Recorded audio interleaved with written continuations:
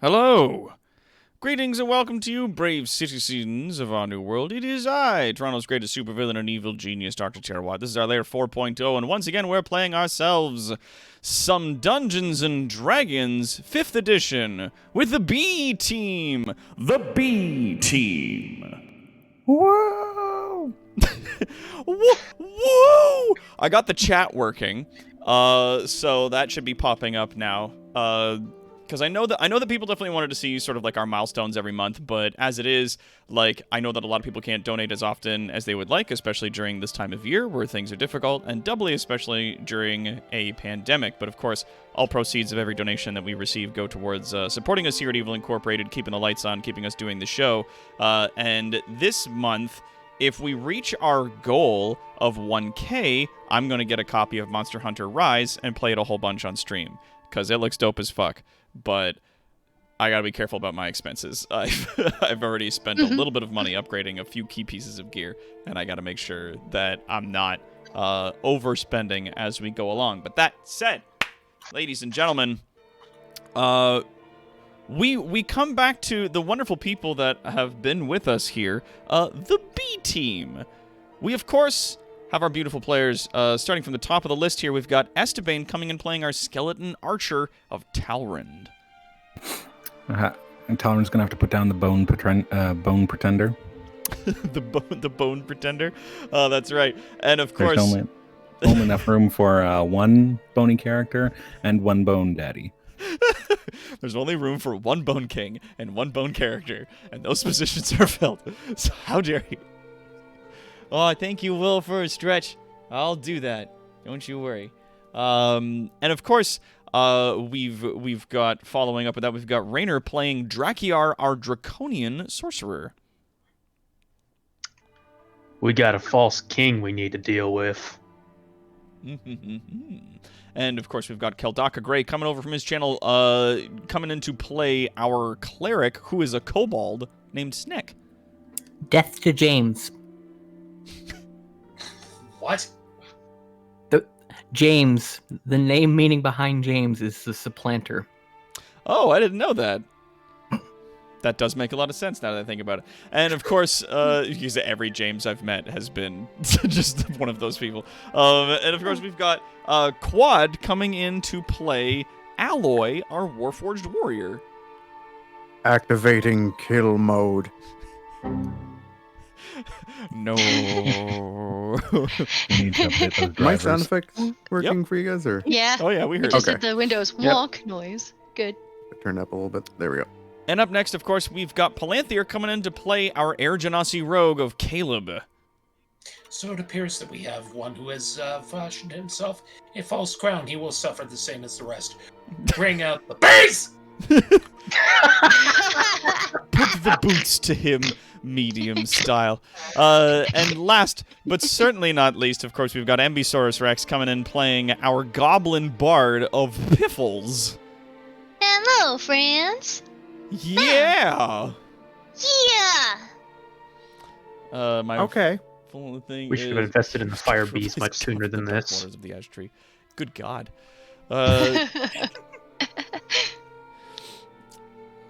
Well, thank you. Oh, yeah, so we also have a boost going on the channel right now, which is to just promote the channel on Twitch in general, to get us up to 40,250 volts. We're currently at 26K, which is absolutely wonderful. If we keep that up, we should be met in no time whatsoever, and we can go on to being boosted on the old channel. Oh, thanks, Lemon. Boost. Lift. Oh, hey, Lemon, I got an emote that is a lemon. It's a happy lemon. It's a happy lemon for Oh, lemon. look how cute it is. It's If you me. just flip the lemon, you can have it a dancing lemon. Oh, I made eggs. Ugh. I don't have a dancing lemon, but I think it also has a. It does. It has a zombie lemon. Zombie lemon. Well, a lemon d- coming out of a grave. So I don't know. Does the channel you got it from allow you to spend points to flip the lemon? I have no clue. I got this as a gift sub for a random sub, and it's Frank the Pegasus is the channel. No spaces, but I don't know. Weird. I don't know this channel. I just got gifted a rando sub. I do not It know this also man. has. It also has a pickle that says yuck. Yuck. It's a yuck pickle. It's a pickle yuck. Easter basket evil. That's right, ladies and gentlemen. This year on Easter, celebrating the rebirth of Christ, give your family evil. Yeah, you can decorate it in an egg. Anyways, so when last we left our wonderful team, they had made their way into a scary little abandoned town known as Deora, where they had met a paladin. Let me just adjust the screen here for the folks at home. They had met themselves a paladin by the name. Oh. Hold on. Let me just. I forgot where I was. Yes, you did. You're in danger. You poor bastard. This is fine. This fine. This is fine. You want to get out of there so I can toss a fireball over there? So a Nah, paladin I by can the name take it. of Samuel Brightblade had brought his contingent of initiates into this place so that they may train themselves upon the undead that have been trickling north from the sunken kingdom far to the south and to the west. However, he had noted that things had been getting worse and worse as larger and larger waves of the dead have been making their way north as of recent, and had been assaulting this town, attempting to push further north into the sort of farming communities of Allura. That said, let's kick on some music here. Here we go. But just before things seemed like they might turn in your favor, entering into the field came a huge skeleton, clad in plate, carrying a massive spiked maul over one of its shoulders, and fastened on its head was an angry metal crown. Oh no. As it marched ever upwards towards your group, it called out to you, You dare bring the warmth of life into my kingdom? Yes. Samuel Brightblade then identified this individual as the Skeleton King. And As now... Alloy says, I think there's something out there. Yeah, I think there's something out there. So everybody roll your initiative. I got your initiative saved from the last time that we did this. So yeah, select your token and then roll initiative so that you end up in the turn order, and I'll put you in there. Yeah. One day. Wow. There we go. Wow. Ah, yes. And as per usual, I gotta mute that one tab. There we go. All right. Dope. All right, so let's have a look here. We had Caleb at 22. Then we had Piffles at 19. There we go. And then we had Alloy at 17. And then we had Talrind at 16. And then we had Sneck at 11. Sneck rolled pretty close. And then the Paladin order. They were on there at 10. Because they got, like, right average. And then Drakiar was at 5. There we go. Bonk. And then, of course, the Walking Dead were then following at 0. So in descending order, from the top of the turn here, we turn ourselves now to Caleb, as he's just up on the side of the building here, being possibly overwhelmed by some of the undead making their way towards him. Possibly, you say. Mm-hmm. Oh, right. Yeah, I gotta get some stuff out here. So if I open up the button, keep going here for a zoomy zoom. There we go. Oh yeah. Oh damn. Oh damn. Now let's see where I was 2 weeks ago. Huh. Well, Well, Right about that. I'm in danger. I'm in danger. I'm fucked. get him. You got it. Go banana. Dark squirt. I'll attack D1. Okay. Make that snicker snack with the blade. Well, wouldn't he need the Vorpal enchantment to do that? I mean, I got that reference. Yep. All right, 21 absolutely hits. Roll for damage. All right, so Okay. no, that's fine. Because this is 5 plus that, so he's got to make a 13, which he does. So you slash into the zombie, and it just hangs in there and continues to sort of lurch forward. What else would you like to do? Gonna just gotta fuck shit. Now, as think a you can- rogue, you do have the option to disengage as a bonus action. Yeah, I'm gonna have to. Oh, I think I know what I want to do. If I disengage and then back up to about, say, 1, 2, 3, 4, 5. Here. Mm-hmm.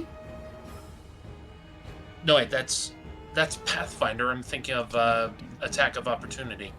Well, that's the thing, is that if you leave their attack zone, they would normally get an attack of opportunity on you, unless you use your disengage as a bonus action, which you can do as a rogue, which will allow you to move away from them without incurring an attack of opportunity from anyone.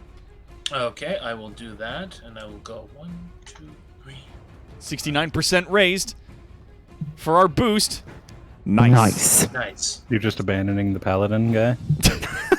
No, I'm just gonna turn to the other guy and just say, "Hey, I know you've been occupied by the front, but We got a problem! yeah, just they're coming in from the side. Could you fucking deal with it?" All right, and with that, yeah, I want to do a perception check, see if we have any sort of like oil flasks or anything that we can use to make sort of like Like a makeshift torch? yeah, like a makeshift torch. Yeah, roll me perception. Bam. Oh, Jesus. Yeah, you immediately find, like, some partially burnt bits of wood on the ground. You also find, like, some scraps of other trash and stuff that you can wrap around the end of it and light it on a brazier that's close by. Okay, well, ideally, I was gonna say just look for something like some sort of oil flask to throw out their way, then throw the torch, set them on fire. Do you have any on you? Do I? In your inventory? Have ye an oily flask? I do. I have 2. Dope. Yeah. Then if you want to... Well, I mean, you've already attacked and then used your bonus to disengage and then moved, so you're out of actions. But you absolutely do have the ability to do that. It's just lighting the oil on fire at this point. You'd need some other form of combustion, like a makeshift torch. Okay. And that would take the action for next turn to make? If you want to throw the oil flask, yeah, that's an action. All right, I'm good for now. All right. Piffles, you're up. Alloy is on deck. I am gonna disengage and go up here beside Snick. Get out of here. Yeah, Get out of here. I am small, and lots of things are approaching, and I don't want to hit my friends with stuff, so... What are you doing in my kingdom? Get out of here. No, Get out not of me. here. Bad. All right. Who are you people? Why are you in my house? So you've moved to there. All right, and you use your action, your standard action you use to disengage to move up to that point. Okay. Yep. Anything else you'd like to do with your bonus? I'm good. All right. Alloy, you are up. Talrand is on deck. I must go. My people need me. Disengage. Okay.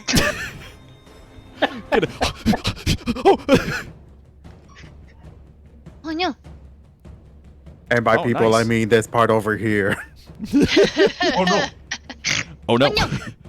All right. no. Talrand, you are up. Snek, you are on deck. Oh right, I can't see Talrand, so that moving thing just looks like zombies coming to get it.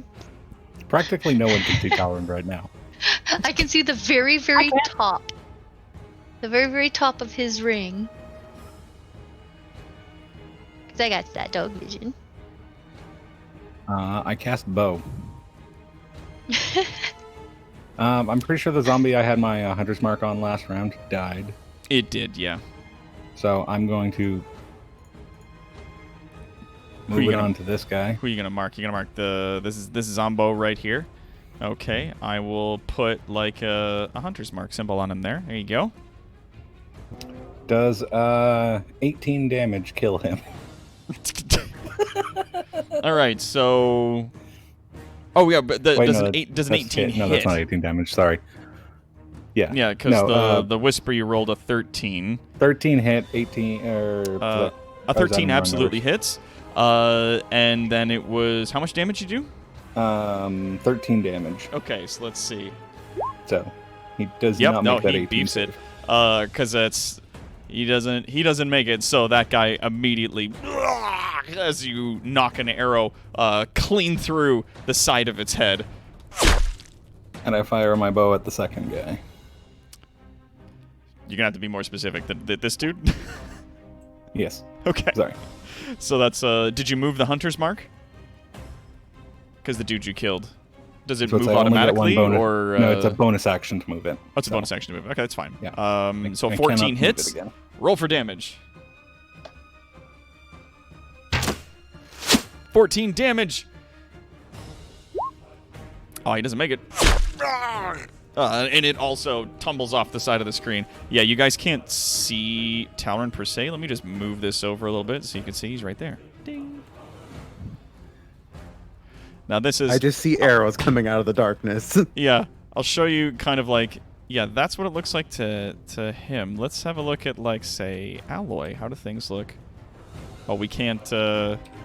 Yeah, I can't do it while I'm in the thing. But that's fine. You guys... That's what you guys are seeing there. Darkness enveloping me. All right, anything else you want to do in your turn, Talrand? No, that's it. All right, Snek, you're up. Drakiar is on deck after the Paladins. Okay, so the little Dr. Terawatt symbol, I need it to move. Up. It can move 20 feet, right? So 5, 10, 15, 20. Can you move it there? Yeah, it can, because it's not like... It's not a physical thing. It's No. literally... It just passes through the one Yeah. large zombie that's doing it. Okay, then I want to attack this one. So the Bigums one there. All right, so that's a 13 that absolutely hits as the spectral thing launches into its rotting flesh. 11 damage. Okay, and then what's the range on that? Okay, cool. Then I'm going to cast Sacred Flame on this guy over here. Sacred Flame. And that's a 15 or they take 13 radiant. DC 15 Dexterity save. Oh, he makes it though. Fuck. I tried. It's a cantrip, so So yeah, you shot the sacred flames over, and it just like through the dark just whiffed past him, illuminating the many zombies bearing down upon your situation here. The Paladin Order is now going. Now that you guys have one thing fallen. real quick, Doc. Yep. This guy here, he still has fire breath. Oh yeah, I got him marked. He's got the little red dot on him still. So I was about to say he then immediately uses his fire breath, which is gonna catch this zombie and this zombie. You see him once again open his mouth, and fire comes pouring out of his mouth, cutting those two zombies down. The one that is there makes a swing with his weapon and manages to cut down that zombie. Up top, over on the side, the one guy takes a swing, then cuts down the zombie that's in front of him, and then falls back to that position there. And it goes, "Sir, we have a problem!" And the one that's standing in the top that you guys can see who's standing in the top area in the back there goes, "We're getting an issue up here as well. I may need a hand."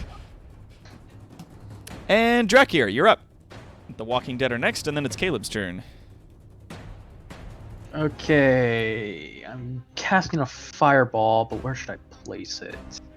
Well, all of your allies got out of the field, so you got like the queen's pick here in terms of the space you can cast this on. That said, there is a wall there, remember? That if you try to fire through it or whatnot, then it could be problems, unless you move to get a better vantage point before you shoot.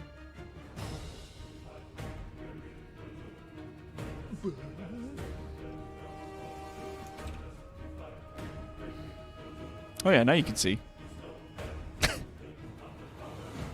Not much, unfortunately. Let's make this bright red.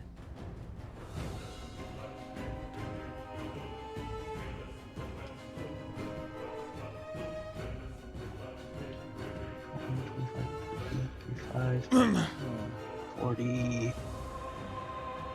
So you're gonna go from that point, Yeah, like that. yeah, like whatever it takes to get 40 feet around in there. It's a 20-foot It's a 20-foot radius. radius. So Yeah. from that spot there gets that. Or that spot? Yeah. Yep. This spot. So this is it right here. It can go down an extra square, but yeah. I couldn't exactly see it, so I went. No, that's fine. That is actually good. It only goes down one more square from that position if that's the spot you want to do it at, which is totally fine. Let's see what happens. Dexterity save of 15. That was for that damage. There's for the dragon's breath that the guy did. Oh, that's for the dragon's breath the guy did. Yes. Okay. So let's. Plus since it's fire, +4 for my charisma. I don't Okay. because it can be different elements. I don't. Yeah, I those didn't zombies are factor already in. dead. It's fine. The fireball, though, you're gonna have to roll me damage for that. All right, so it is a 15, and it's 32 fire damage. Okay, and then cool. And then for the abomination that got caught in it, he does, so he takes half. So that would be 16 damage to the Bim fellow. Bam. So you let this off. There is another huge explosion. A few more of the zombies get cut down. Some of them are still managing to hold together as they, like, shamble forwards towards you. Is there anything else you want to do in your turn? Oh, yeah. He's down there. Does he make it? What kind of He doesn't. So he takes What 32 kind of- damage. what kind of check is it to know what exactly that rust monster grenade will work on? That would be knowledge, at the very best, Arcanum or history. Same roll for me either way. Okay, are you trying to see if it's going to work on the dude who's approaching?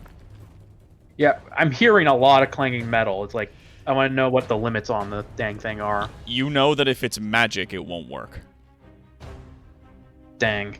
That, like, magic weapons and armor aren't dissolved, so magical metals will be protected. Also, Carol the Volcano Card gifted tier 1 sub to Colonel John Squall. Thank you so much! And thank you, Dark Wolf Moons, for the follow 2 hours ago. I apologize that we didn't catch that straight up. Hope you're still here. Hope you're having a good time. She followed before you were online, Doc. I know her. She went to go to bed, but she wanted to check out the D&D stream, so I linked it in case you ended up lying in bed watching. Oh, dope. Hello, potential friend. Hey, potential friend. All right. Anything else you want to do with your turn? That's about it. Okay. All right. And now, the dead. Oh, God. Okay. So these bad boys just start fucking clogging up into this area. I rolled the damage for you, so you can just do the DC check, Doc. Yep, it's a DC 15 Wisdom save where they take 18 Radiant. Let's see how many of them survive. Let's see. Sorry, not Radiant, Necrotic. Yeah, Necrotic, right, yeah. Oh, that one didn't make it. Okay. And yeah, for the Spirit Guardians. All right.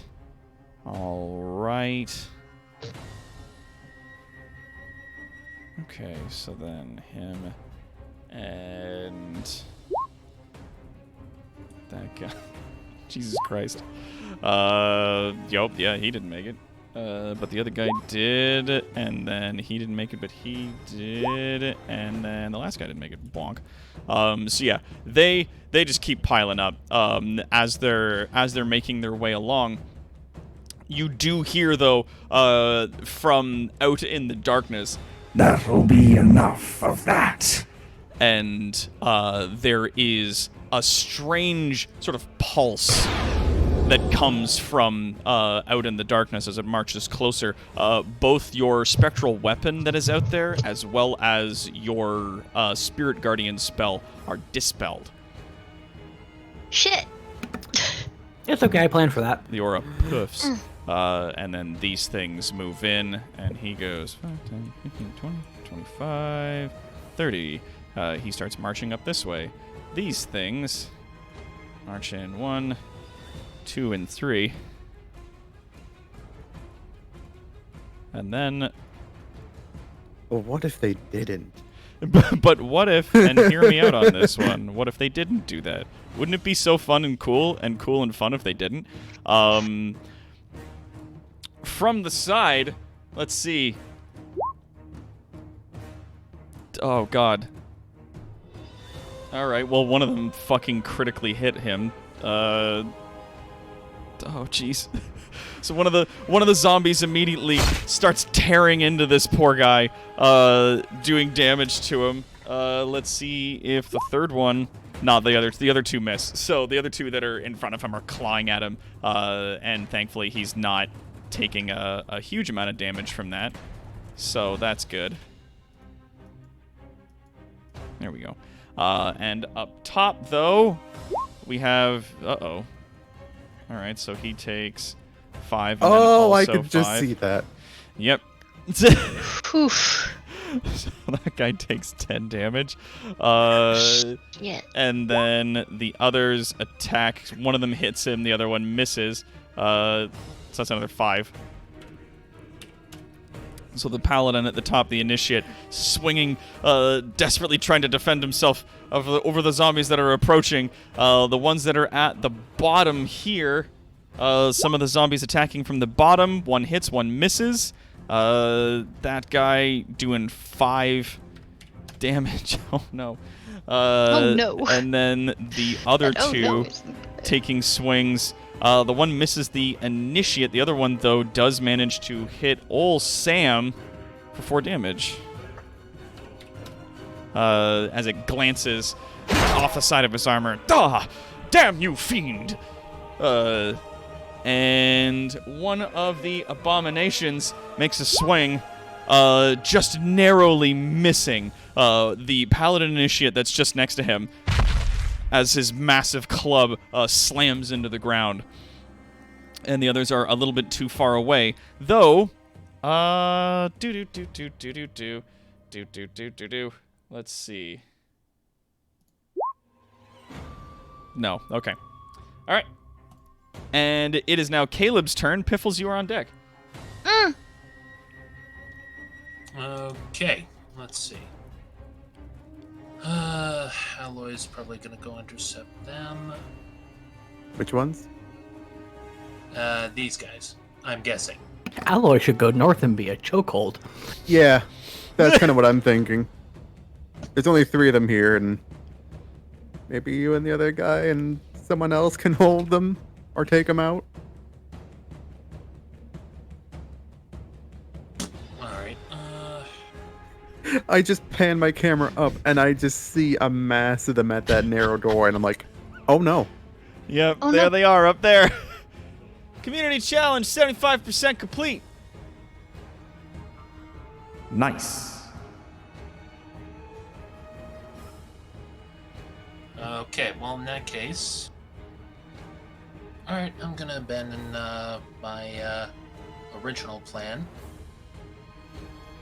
1, 2, 3, 5. And whatever, I'll attack him. Get it. Make that swing. It's a blade. Snick, yep, you get a 19. Absolutely slashes into him. Huzzah! And sneak attack damage because he's flanked. 18. Edgy's an ally, yeah. For fuck's Do sakes. My God. NPCs count, though? Any ally. Yeah, any ally. Actually, yeah, no, wait. Add your sneak attack damage to it. Yeah, it's any ally. NPCs absolutely count. So that's slash R. No, slash R, not that weird E thing. What are you doing? E. There. Holy Christ, it's 3d6. Yep. Jesus fucking God. That's yeah, no, he 27 doesn't. total. He does not make that that Constitution save. Then he like just had it I on the don't money. think- Plus 14. He's not gonna make that. You absolutely I think he step needed a over. nat 20 to survive that. Phoom, and like your blade just with fucking expert dexterity removes the head of this zombie from its body and immediately falls over dead. What you say? Given you can't, given you can't crit on saving rolls, even if it rolled a 20, it would still die. I think I'm good. All right, I like it. Look up there. Piffles, you are up. Alloy, you are on deck. I am. Let me get my character sheet pulled up here.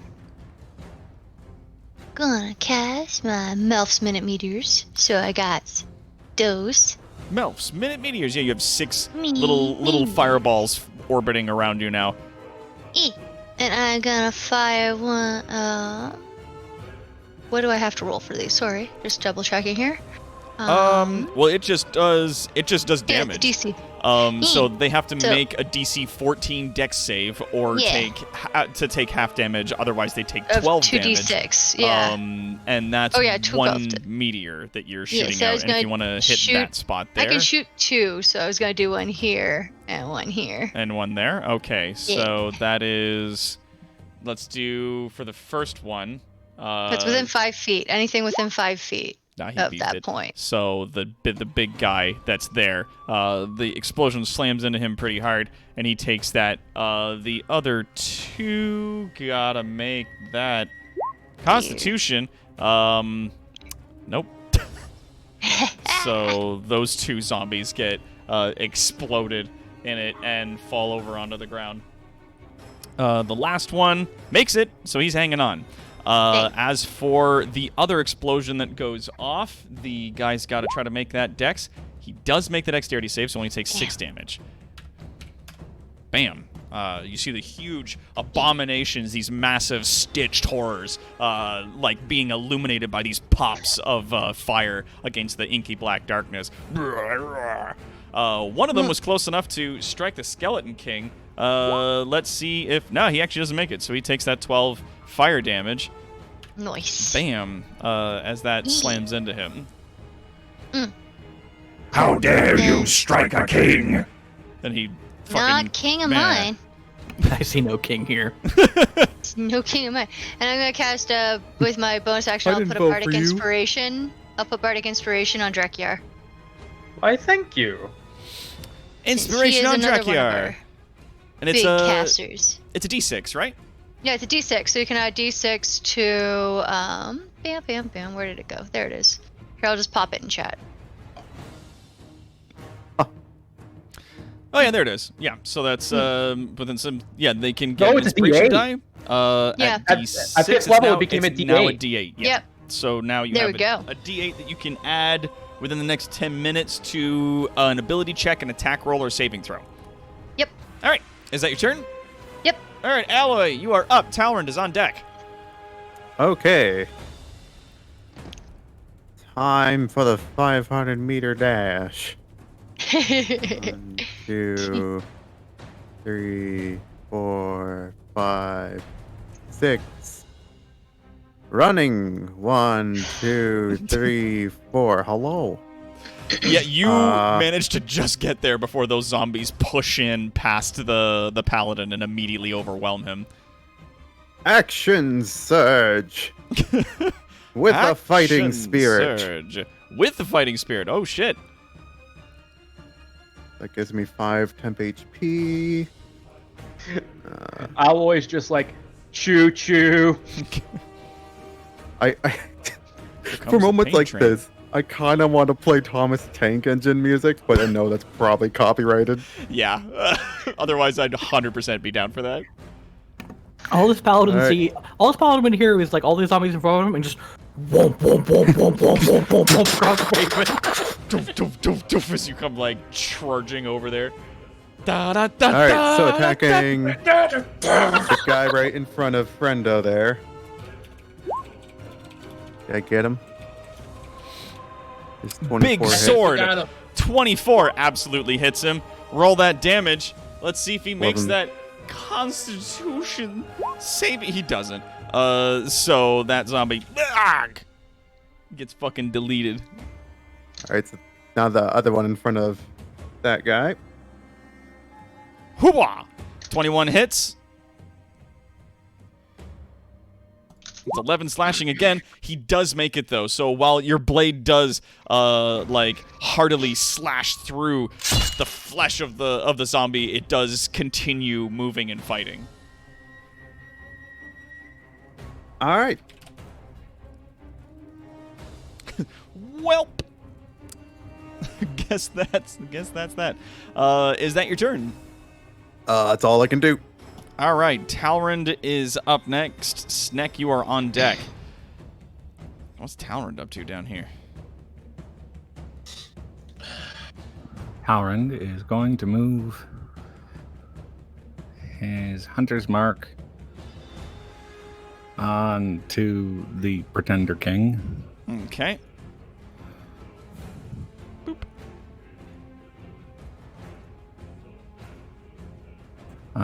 And cast bow on not him.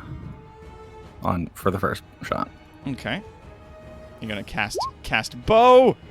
826 hits I was casting on that one. on this abomination here. Oh, the zombie up there. Okay. Yeah, 26 hits. Roll for damage.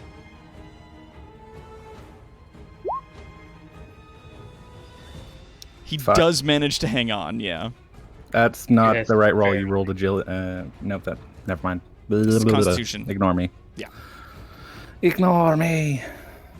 So the arrow manages to knock through the side of its head, but somehow the zombie's still maintaining as it claws and slashes at the one poor paladin that's standing there. What else you got? You gonna shoot at the same one? Yeah. All right. Damage. He's only got to beat a 15. Fuck. Yeah, he's still hanging in there. So both the arrows manage to knock into the side of it, but it's just continuing to shamble and slash. End of my turn. All right, Sneck, you are up, and Drakiar, you're after the paladins.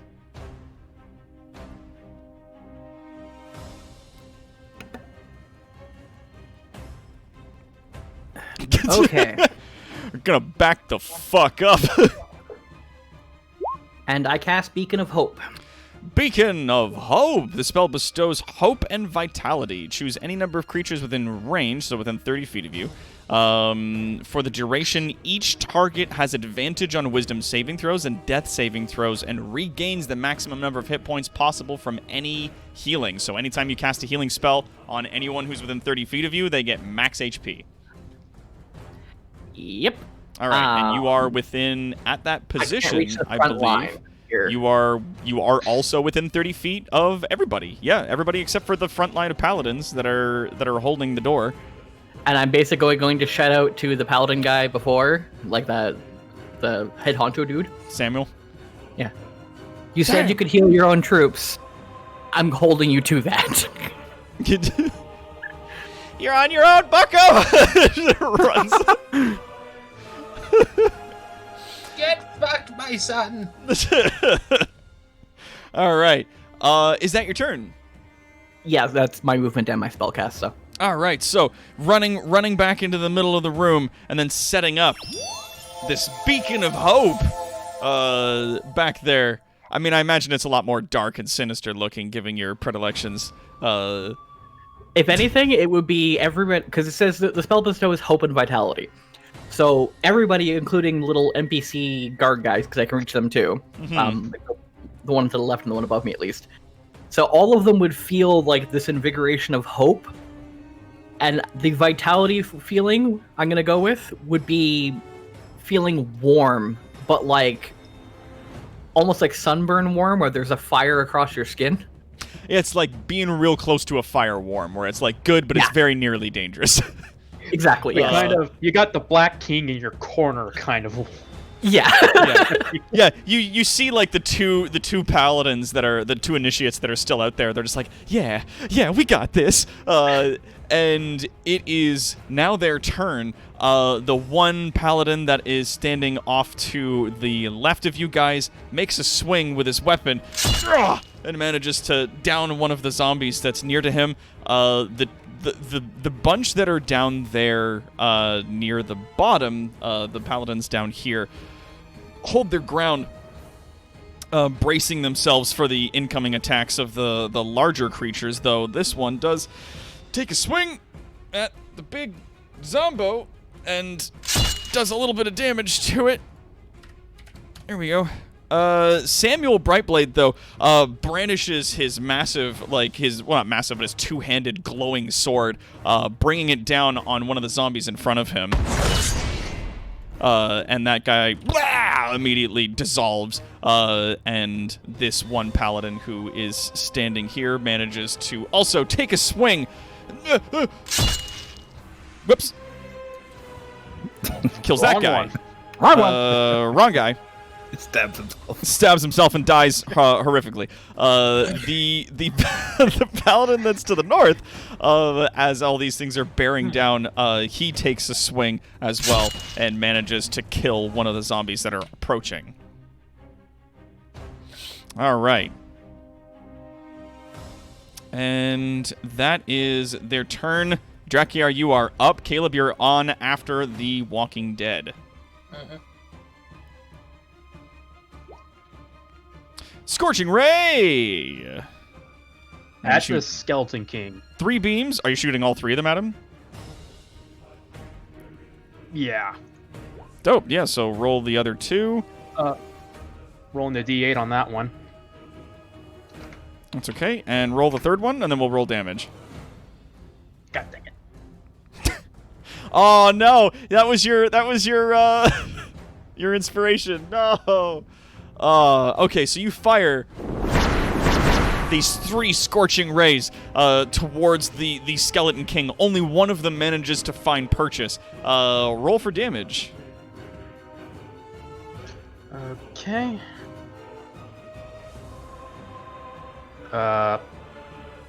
You just click the word scorching ray, and there it is. I know, it's just like I did. It didn't go through. So it manages to slam into the shoulder as he's approaching. Saltyrus sends his regards. And is that your turn? No, I am burning a 1st level spell to get back a sorcery point. Okay, cool. You may add those points to your pool. All right.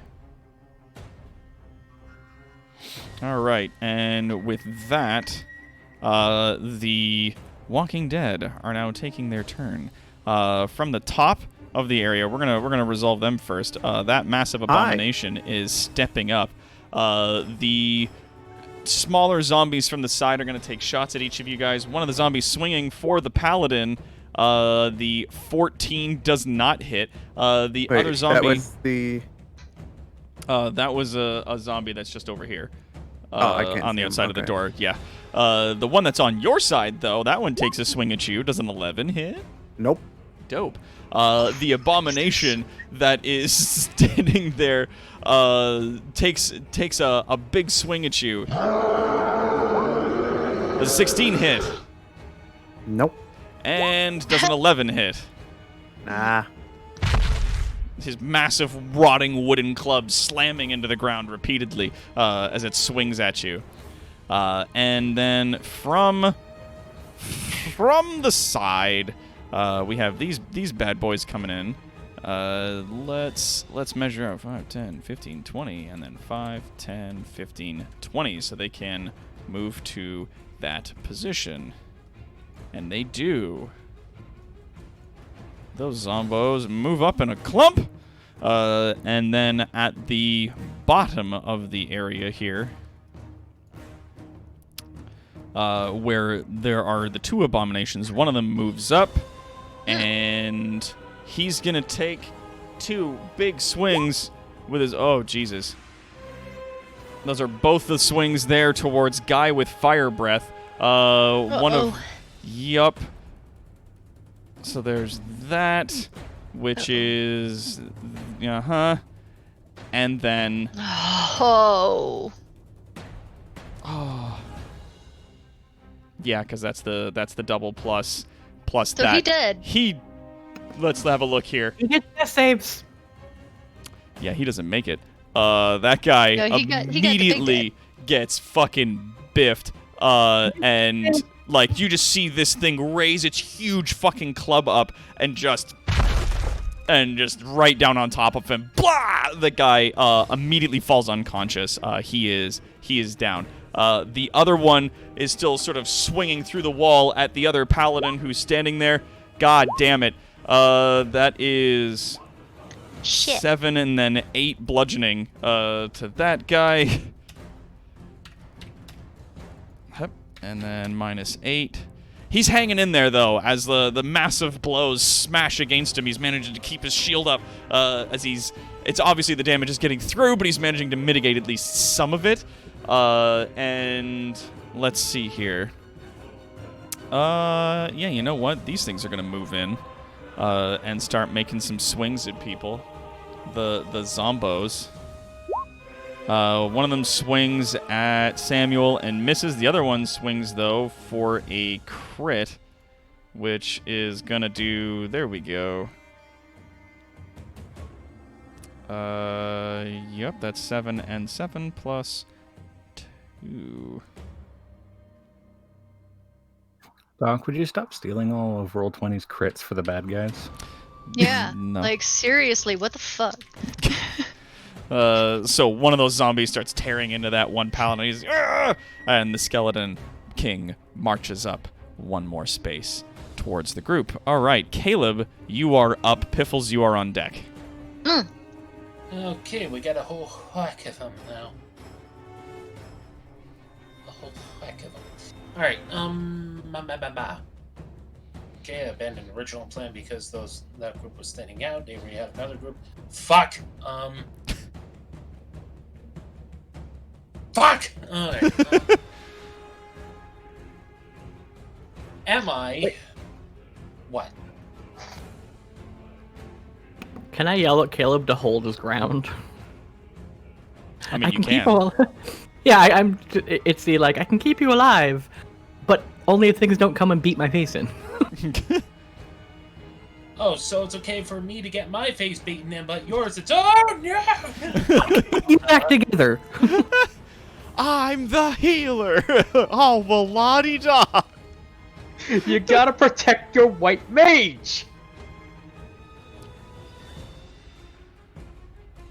There are days I feel like I should have stayed in bed. Alright, I'm too far away from anything to make that torch with my original plan, am I? If you want to spend your standard action, because of your earlier perception check being high enough, I'm going to say that you can spend your standard action fashioning a makeshift torch. I will do that. Okay. Well, make myself rich. So you now have yourself a makeshift torch, so like a rotted stick with some stuff wrapped around the end of it. All right, and it is not on. Fuck. All right. All right. No. It's okay. It's okay.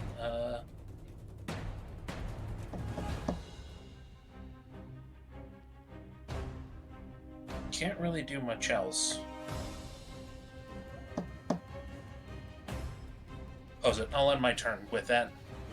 I was gonna say, you could, if you wanted to, use your bonus to disengage and then move to that position there, just so that you're like side to side with the paladin, and you can give each other bonuses, and the both of you won't get overwhelmed. All right. It might just, unsolicited advice. You know how I be sometimes. All right, Piffles, you are up. Ally, you are on deck. I am gonna cast Shatter right here, because it hits anything in a 10-foot radius centered on that point. So I won't hit our good friends, I will just hit all the bad friends. Okay, yep, you are correct. I measured it while they were doing the last turn. Thank you for getting ahead of it. So they got to make a DC 14 Constitution save or take 13 thunder. Thunder damage and get pushed. Pushed which way? I think. Hang on, wait. Oh no, it might just be. I'm just here. Let me that's just pop this shatter. in chat. Yeah. Yeah, shatter. So it's not thunder wave, so they don't get pushed. 3d8 They thunder take damage 3d8 on a failed thunder save. damage on a failed save. Which would be 13 that you rolled there, and Yep. a creature made of inorganic material makes this save with disadvantage. Yeah. A normal I object don't that know isn't if being the worn or Bone carried. King would like count for that because he's still made of bone, which is technically organic. Technically organic, yeah. This is more like golems or constructs. Yeah, no, exactly. But still, it's still thunder damage, and it won't hurt my friends, so I'm gonna cast it. Hell yeah, dude. Can I use my and kazoo? one of these, one of our lovely zombies, as it goes off, just this like raucous blast of thunder. That one zombie just explodes. He does not do well. The two abominations, one of them, actually no, it's a DC 14, so they both do make it. Damn. Constitution save that it takes on a failed save has still taken half as much damage on a successful one, so they're still taking 6 damage each of them. The one that is standing closest to the door looks like it's barely hanging on. Like its stitching is starting to give open, and some larger chunks of meat are starting to slosh off of it. And as for ye old Skeleton King, he does take that damage. Yeah, as it rattles the armor and his bones simultaneously. As you gotta rattle him, boys. You gave him a good shimmy shake. Cool. Now I'm gonna use my Mouse Minute Meteors because I can send 2 out at any time, and I'm gonna bonus put action, one here. Hang on, let me get my thingy. I'm gonna put one here and one here. Okay, so one that hits that abomination and the king, and then the other one that hits both Just of the abomination. Both the abominations. Yeah. All right, and that is they got to make a DC 14 Dex save. Let's see. Or take 8 fire. If they make it. Well, the one does. The other one doesn't. Do they take half damage on a failed save? Let me take a look here. 'Cause I think they do. Yeah, take half as much damage on a successful save. Okay. And the other one didn't make it. So now let's see if he makes his motherfucking Constitution save. And the big which is guy in the middle 13. here He is doesn't. gonna be getting hit twice. Oh yeah, he doesn't survive the He's first getting one. hit on both sides. He immediately, as you can see, like the one pop, that explosive that goes off, immediately sort of dislodges its head from its massive hulking form, and its body teeters over, crashing onto the ground. So that one's down, and then the other one exploded next to King. King has to make DC 14 Dex save now, see if he can get out of that, which he doesn't. Nice. And then, yeah, so then he takes another full 8 fire damage. All right, and is that your turn? She's also gonna blow a raspberry and pull her eye down at it and make a face, and then she's gonna make meh. How very sugoi of you. Alloy, it's your turn. Talren's up next. Gobbles go gob. All right. Alloy's gonna say to the guy next to him, "I'll hold the line here. Help the others." And I'm going to attack the big guy. All right. Shoot your shot. Hit. 21 That's absolutely hits. Normal. These things have garbage AC. 13 slashing damage. It's your fucking big sword just carves off a chunk. And then big sword. Yeah, that hits. Wow. For 11 slashing. And again, 4.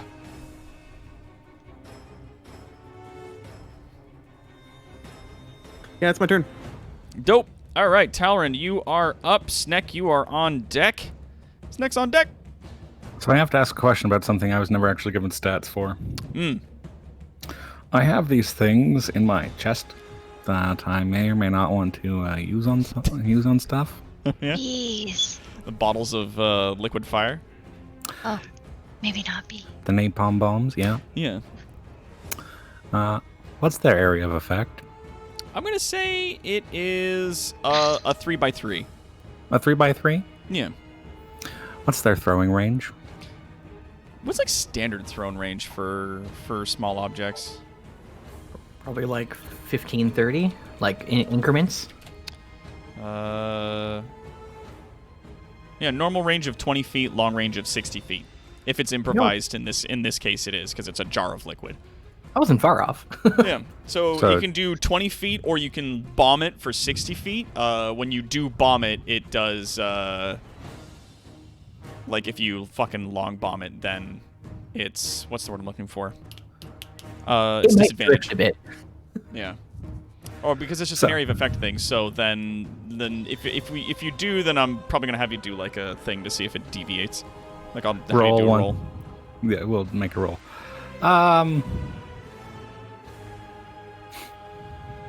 Well, I might move into the light for a moment.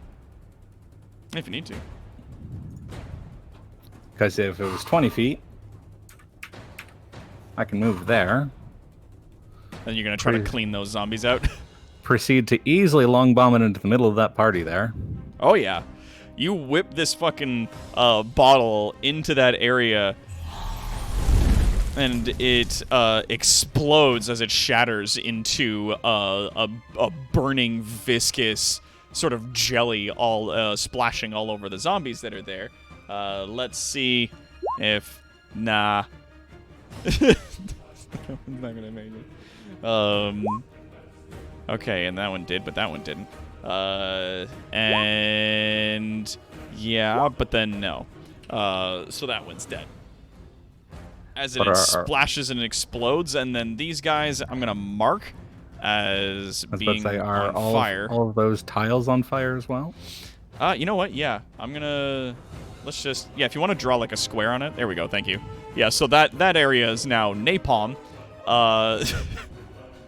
Hooray! The floor is lava. And as they're going to be starting their turn there, then they're going to have to do another Constitution save against the damage to see if they fucking die. The one paladin who's standing close by just goes, "Oh, fuck!" As it explodes. I mean, especially because I'm at the very limit of, like, low light vision, so if he's not paying attention, he probably didn't even see me appear again. And then fires everywhere. But then I move back to my, say, dark and invisibility. This poor one paladin, like, this is the same one I told to, like, not panic and, like...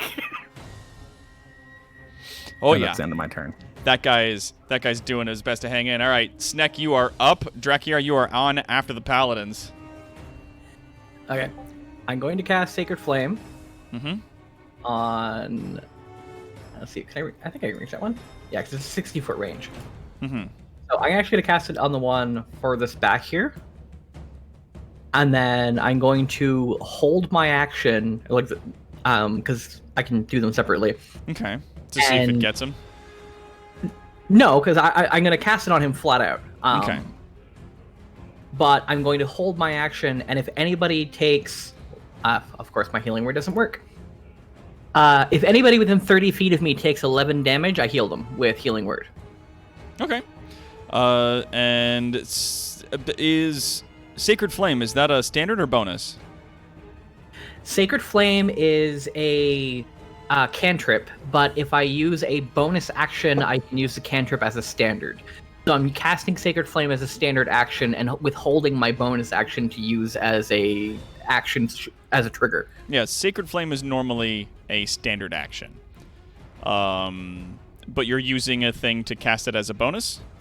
No, I'm casting it as an action. The spell Okay. I'm holding is a bonus action spell. Oh, okay, Healing Word's a bonus action. Okay, cool. Yeah, so, like, he's gonna make a dex save of 15, which they're shit at, and he beefs it. And the second this sacred fire slams into the side of him, he goes, "Argh," and then falls over dead. Because it doesn't get to make the save against radiant damage. Exactly. No. Radiant damage fucks these guys up pretty bad. All right, is that your turn? Yes. All right, so you're holding that bonus to heal somebody if they take at least 11 damage.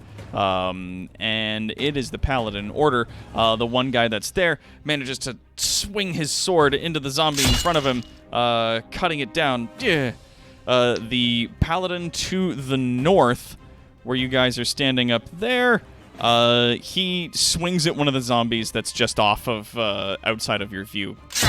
He manages to stab it in the head, and it falls over in a crumple.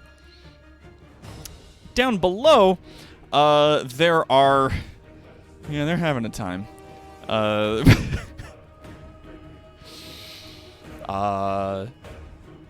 Yeah. Well, that one guy's gonna try to take a swing at the larger zombie that's there in front of him, doing an amount of damage to it, and the other guy is gonna take a swing and drop that one zombie that's in front of him. Samuel Brightblade then readies his stance to accept the oncoming advance of the Skeleton King in that moment. Drakiar, you are up. It's really starting to run on fumes here. Firebolt! That's going at the Skeleton King. All right, 24 hits. What's the damage? 14 damage as it slams again into his armor. You see crumpled bits of rust and other sort of crumbling parts of the armor come off. Wait, 14. his armor's rusting. It's old. You can see that much. It might be magical. It might be magical. It might just be shitty old plate. It's hard to tell. Could I use my The old plate that is now Arcana? magical. Could you want to use your Arcana to see if he has magic armor that's on? Yeah. Okay, I'll allow it. The DC is going to be different because it's not an identify spell or a detect magic. With an 18, it's hard to tell as to whether or not his armor is magic. You can definitely tell, though, that the massive fucking two-handed maul that he's carrying that is even large for his size is definitely magic of some regard. There is some awful aura coming off of it. Alright, so the armor might not be magic. Bonus action, burning another first level spell slot to get a sorcery point back. Copy that. All right. Okay. All right.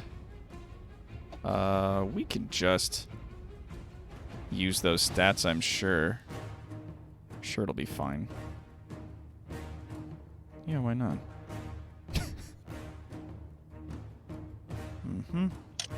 Cool. Yeah. And so, on their turn, couple of rather distressing things happen.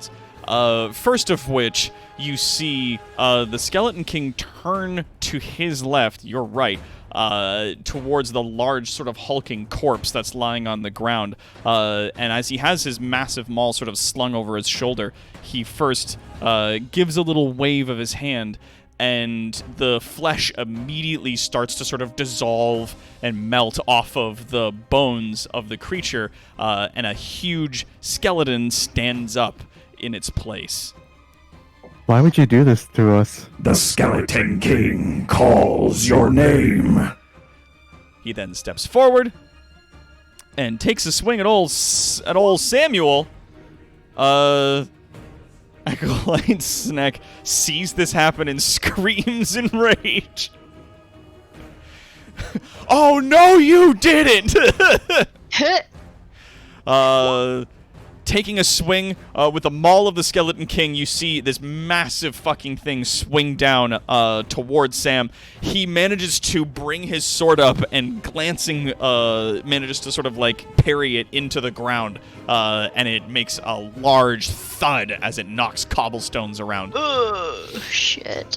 The massive skeleton that is now standing there with you guys takes a swing with the same large club that it has, but we're just gonna be using the stat sheet here for a Minotaur skeleton.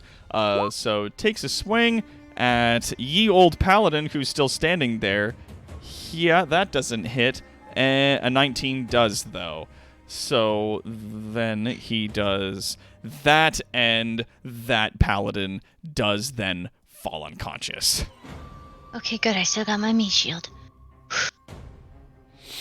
The other large zombie that is standing there, the one that's there, doesn't move as its point of ingress has now been blocked. Let's see over... Oh, yeah, on the left side that we've got up to here, over on the side here, we've got two zombies that got to make that constitution against that damage. One of them doesn't make it. The other one, through all of the fire, steps forward, makes a swing at that guy, and its arms, as it's practically fucking melting, as it steps up, its claw glancing off of the side of the paladin that's standing there. And up top, who we's got's up here? The boys. Hi. The one... Yeah, this one zombie moves up. You kind of can't see from where you're standing.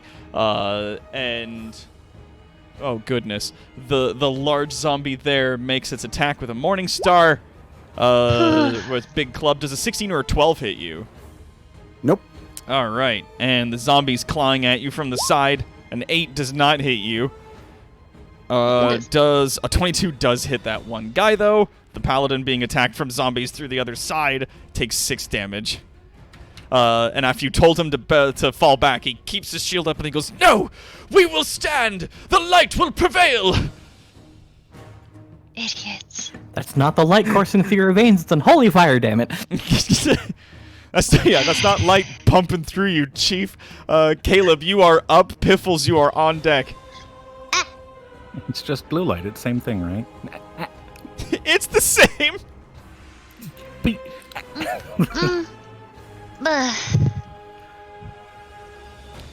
You want to light your torch?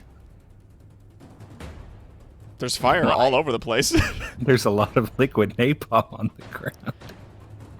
Just Yeah, rub it on the ground slightly. Yeah, but what I was gonna do is kinda gone right now. That's fair. I mean, to be fair, you do have still the ability to like do a similar thing to light a creature on fire by like throwing the oil at them and then succeeding in getting them with a lit torch. What Talrand had there, those bottles of napalm, appeared to be what you were attempting to do, just in less steps. So if you wanted to like continue to engage with the zombie that's there, that's an option, or you can try to turn your attention towards other more awful things, one could argue. Like the collapsing front line. I'm just gonna stab him. You donut! That absolutely hits. Roll for damage with your sneak attack. 23. Jesus Christ. He's gonna make a 28. Nah.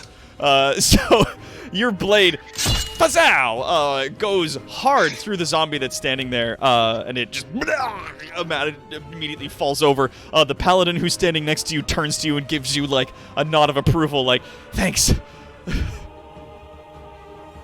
He just shrugs his.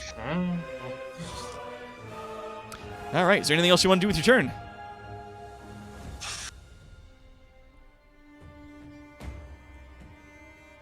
Want to light your torch?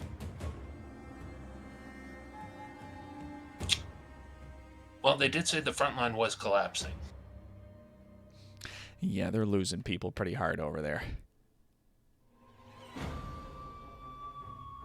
I mean, there is a potential direct line to the squishy mages.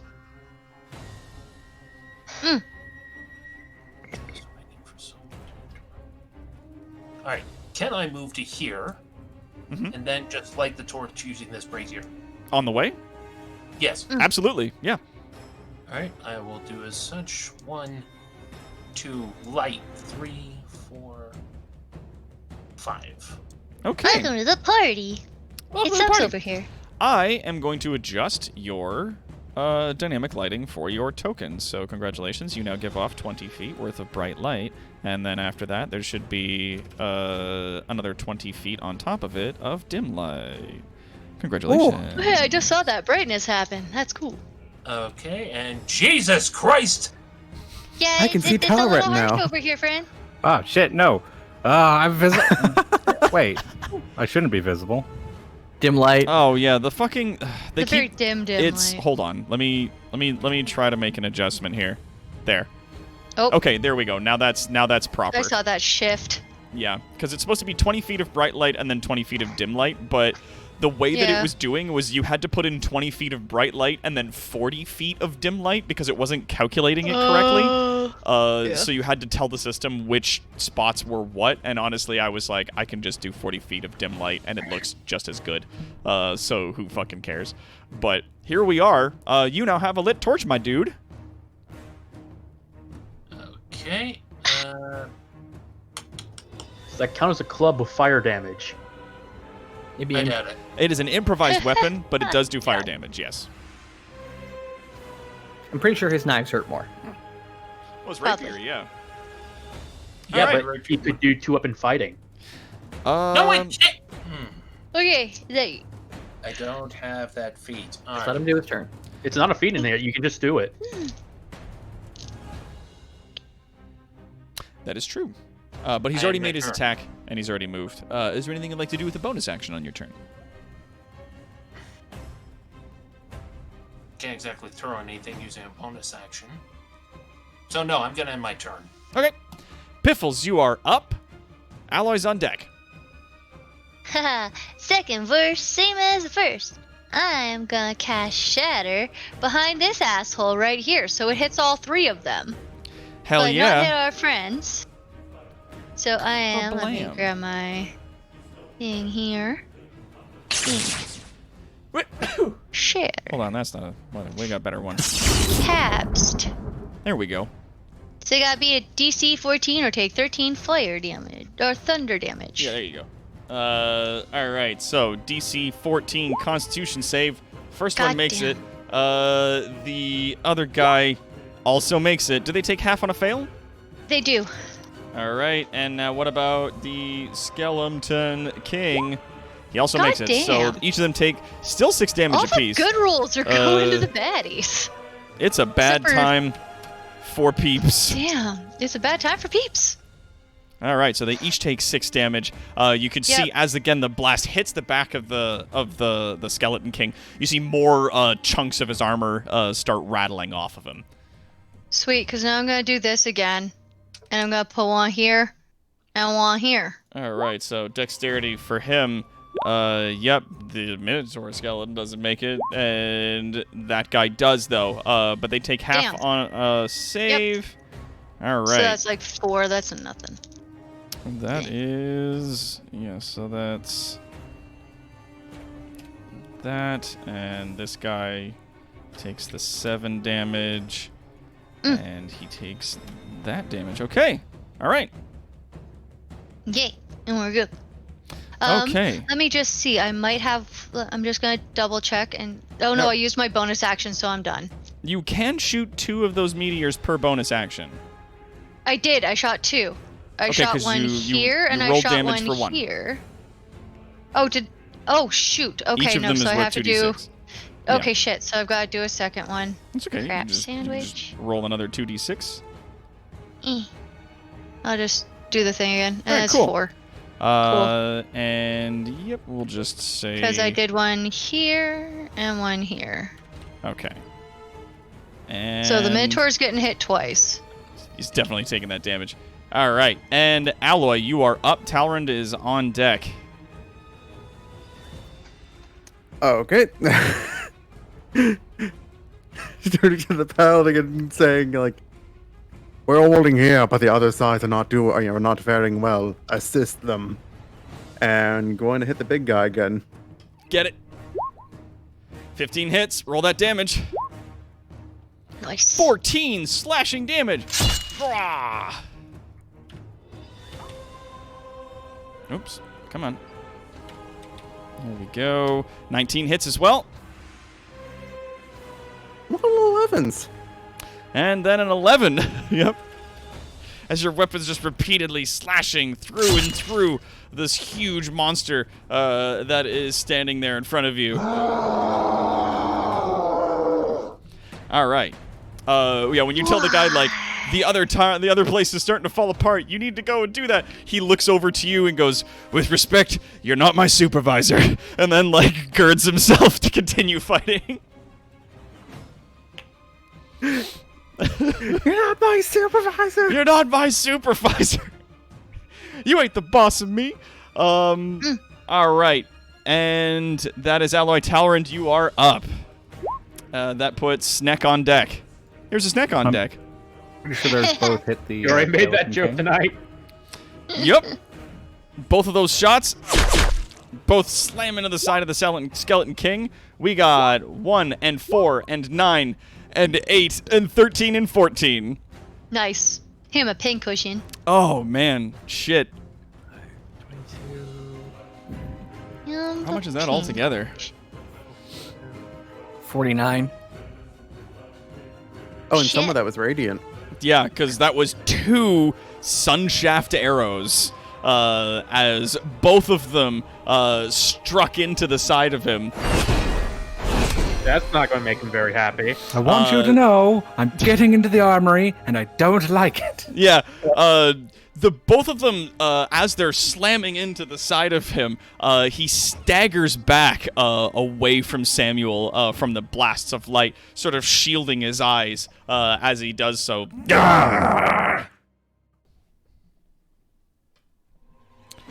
Is that your turn? Yeah, Talron's good with that being his turn. All right. It's nice to have a single target and not trying to be, run support on anyone else on the field right now. There's some shit's going down. All right, Sneck, you are up. The Paladin Order is next, and then it's Drakir's turn. Snack at this point is literally just screaming. Can the Black King feel his anger? It misses. I'm assuming a 12 does not hit the king. A 12 so. does not hit the Skeleton King, no. It's okay, I'm also going to recast this. And does a 21 hit him? Spiritual weapon. Here, let me see if I can find the art, and I'll put him back in there. Here he is. As he comes in, a spiritual weapon. 21 does hit. Does 5 force damage as it gnaws on the side of his armor. Ah, get away from me, you pest. It's so ridiculous. That's literally everything I can cast, so... All right. Yes, you're just like unlaunching everything at this guy, shrieking with anger. It is the paladins that are up next. This one paladin makes the run to try to come down and hold this position, standing over the broken body of his friend there to try and defend so that Caleb doesn't immediately take the brunt of the fucking horrors that are coming in this area. Samuel Brightblade from his position, as you see the blasts from the Sunshaft arrows driving the Skeleton King back a little bit, you see him look out towards where our boy is standing out there, and he kind of gives him a nod, and then brings his sword up and strikes against the Minotaur that's there. Is this a divine smite? He's gonna do himself a great big smite. It does quite a serious amount of damage. As you see, like, it's just crack into the undead form, the crumbling bones of the large skeleton that's there, and it reels from the strike of it. The other paladin that's standing there is holding his ground. As for our friends up to the top here, let's see. Yeah, that guy, he's just gonna take another swing at the zombies that are approaching. Yeah, and manages to cleave another one out of the way. All right, Drakiar, you are up, and then it's the undead, and then Caleb's turn. Burning all 3 sorcery points I currently have to get back a 2nd level spell slot. Oh, and what's you casting? Wait, oh, no, not that one. Not you. All right, Scorching Ray. All right. 15, 21 hits. Are you shooting all 3 at the king again? I was going to... Yeah, I'm going to do all 3 at him. All 3 at him? Okay, so with the 15, 21, and 13, only one of them strikes again. Roll that damage. 9 fire.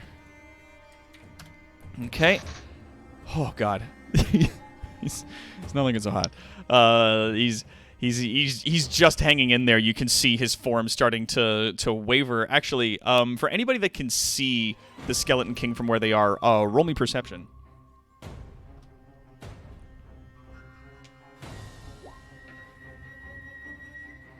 Of course.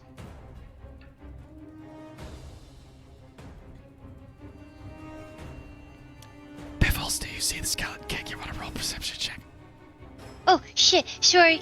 Ugh. And also Caleb. I gotta distract. A Purcell. It's okay. You can say everyone but Alloy. Everyone except Alloy can see what's going on here. All right, so with an 18 perception, Palanthir, Caleb, you can see the Skeleton King as he took that last hit. His form sort of like shudders between like this form that you're seeing, his corporeal form, and like a ghostly ethereal form. Oh, Like you see him sort of flicker very briefly. He's got a face too! fuck. Oh, God. He's got a face, too. All right, and on their turn, the large skeleton and the abomination move in. The massive skeleton with its weapon making attacks at Samuel, absolutely just beefing both of those. Though the abomination, still with its massive thing, taking swings at the paladin that's standing there. Both of those attacks not hitting. Good. Up north, Need my meat shield. our boys up to the top here, though. How are our boys doing? Making us fucking hell. Does a 20 hit you though? Maybe. Swings once and it misses. Does a 20 land? Maybe. Yeah. Yeah. On a good day? Okay. Yeah, do your damage. Oh, it's fucked What up. is that? It's fucked up. Whoa. It's fucked up. Even it wasn't expecting to Yeah. actually hit Alloy. Yeah. Right. So I'm just gonna have to No one manual slash expects roll. to hit Alloy. 8 damage. 8 damage. As it bonks into you with its great big thing. 8 whole damage. 8 whole damage. That's so much. It is. It's not. It's not a lot. It's no. not. It's real the not. zombies that are there though Hardcore not. does not hit you, and one of them manages though to strike the paladin that's there. Why with you in this? Whatever. Which one he hit takes him? he takes a bit of damage. It's just outside of your view. Okay. Okay, It's always the one that Alloy just can't see, so he can't get his fucking feet. Alloy can't see what's going on over there, so he's just like, shit, as like the guy's stabbing into the darkness, there's claws coming out of the dark at him constantly. So that's awful. Meanwhile, down here at the bottom, the skeleton then turns his attention to his left again, looking out into the darkness, straight at Talrand. Uh-oh. Hi. The Skeleton King calls your name. Talrand, if you could make a wisdom save with disadvantage. Oh, Actually, dear no. Christ. You know, I'm going to say it's a regular wisdom save. Make a regular wisdom save because you carry the mark of the Black King. He does.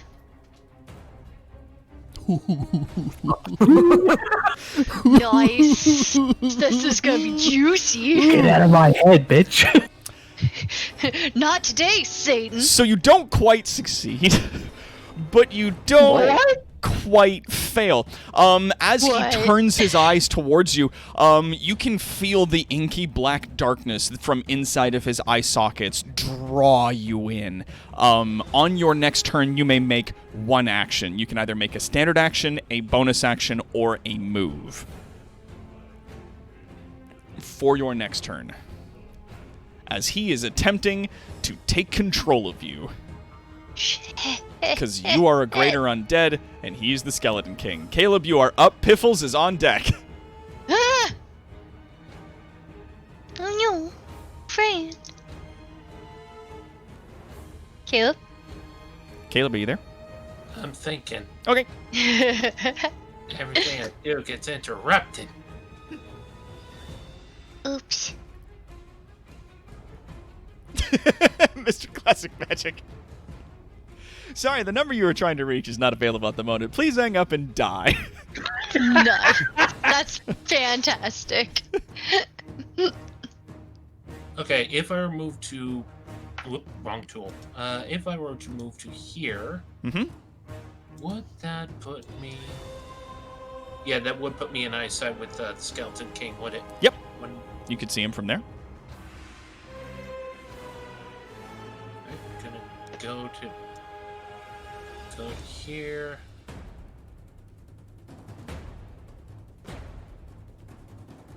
And I still have my torch. Fuck it, I'm throwing my torch at him. Gonna see if I can set him on fire. Yeet. Be dexterity? Yeah, hang on a second. I'm just thinking. So you're gonna throw your makeshift torch. Yeah. To see if you can light him on fire. He's not presently covered in an accelerant, so if you do whip it at him, like, it's gonna hit him and do a bit of damage, but you don't get the notion that it's probably gonna light him up.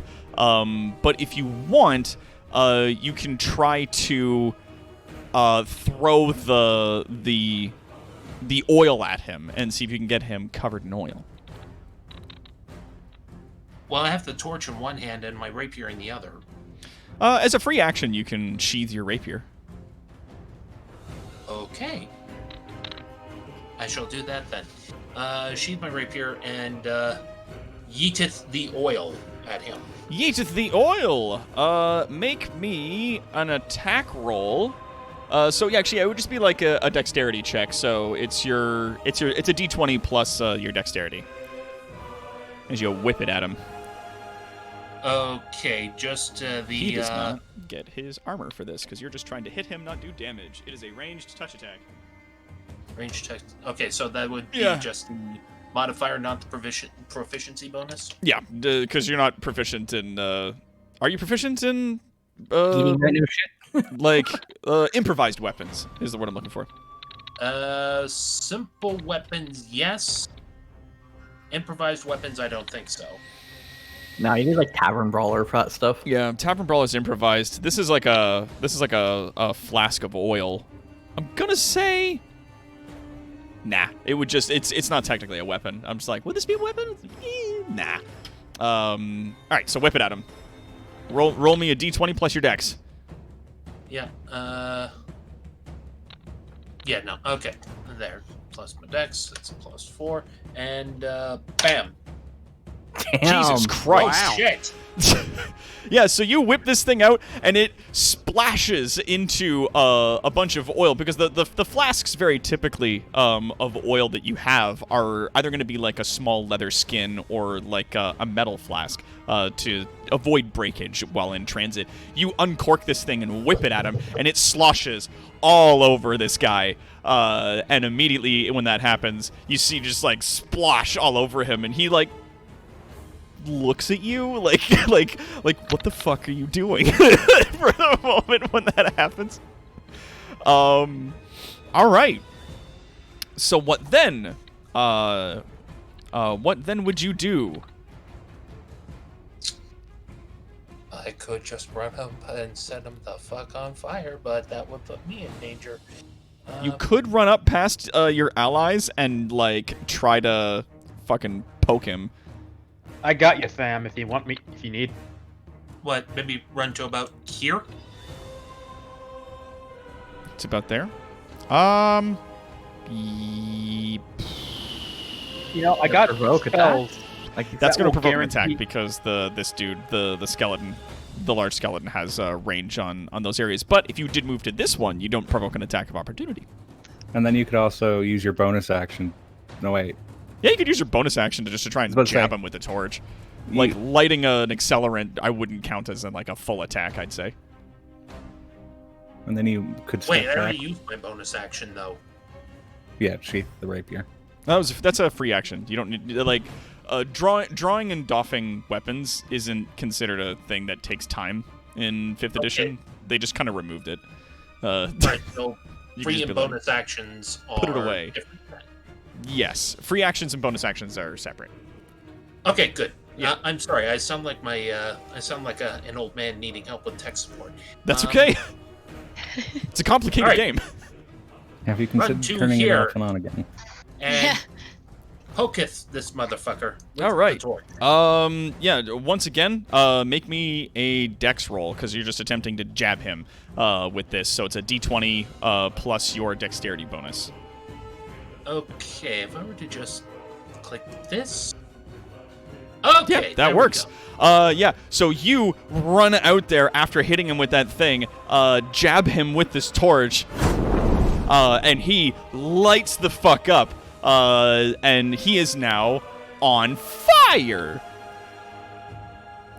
Where's my fun little icon That's for hot. being on fire? Ah, that's hot. Ah, that's hot. Will Smith. Fucking Will Smith, man. I'm gonna fucking God. They got like a million little icons. They don't have one for being on fire. Whatever. I'll use that one. So here you go. All right.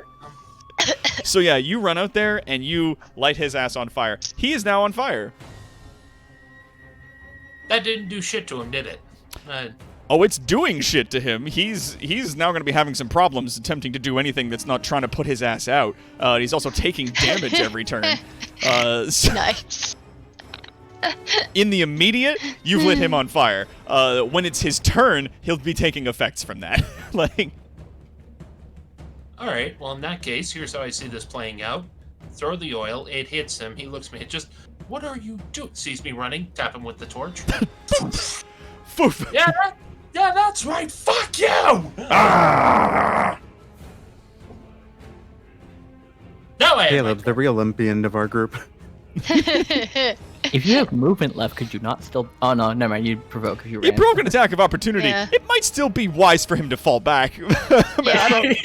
Let's not Might stand be in front of the good to king with a get the giant mace. Fuck out of the way, because there's a minotaur right next to you too. Yeah. To where? This spot is occupied. This spot is occupied. You could move back to where you were, and you'd still. Yeah. You'd still. Oh no, because that would be attacks from both the Minotaur and the King. Though the Minotaur does What make about 2 if he attacks ran per turn. past dude into here? Um, Can you not go He here? could move past him to that position. Yes. Because a human doesn't take up a whole ass doorway. You can duck out of the way. Yeah. There you If you go. move to there, that's 2. If you move to there, you only incur an attack from the King, and even then, I'm going to argue he's losing his reaction because his ass is on fire. But yeah, okay. So then we'll see. We'll see if Minotaur fucking knobs you with his axe as you fall back. Does he? Does a 20 hit you? It does. I'm sorry. Damn. That's 10 slashing 10 damage. slashing. As he comes down on you with his axe. Fucking worth it! Yeah, worth it! All right, Piffles, you are up. Alloy is on deck.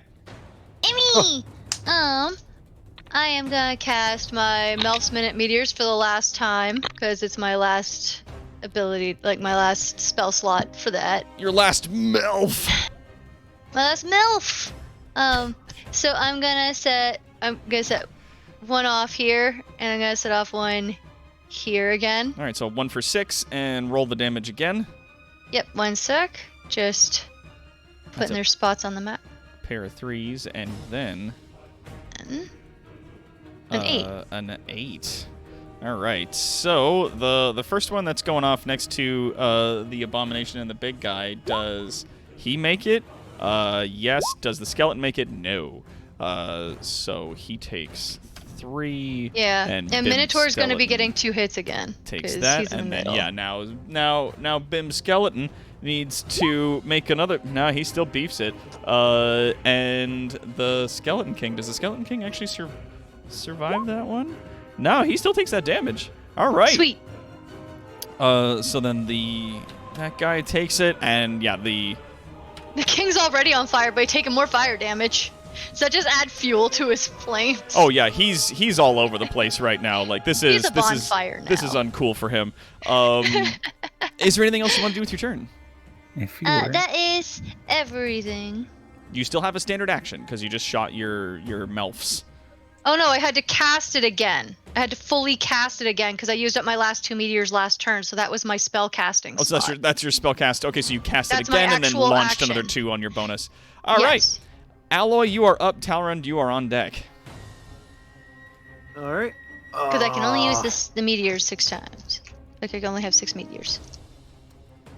And then I start slashing. Do it! 25 hits. Dim sword! Tim slashing. Oh, one of those damages is a 2. I can re-roll that. All right, Let me see. D6. it's a Ooh. 6, so it goes to 14. So 4 plus 6 plus 4 is math. 14 14. damage. All right, and do you swing again? Yeah.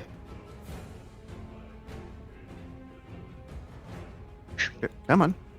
There we go. A 15 does hit. 12 slashing. Nice. Oh man, that thing, its stitching is starting to come undone as well. It's starting to look pretty rough as it continues to fight on. Anything else you want to do with your turn? Nah. All right. Talrand, you are up. Sneck, you are on deck.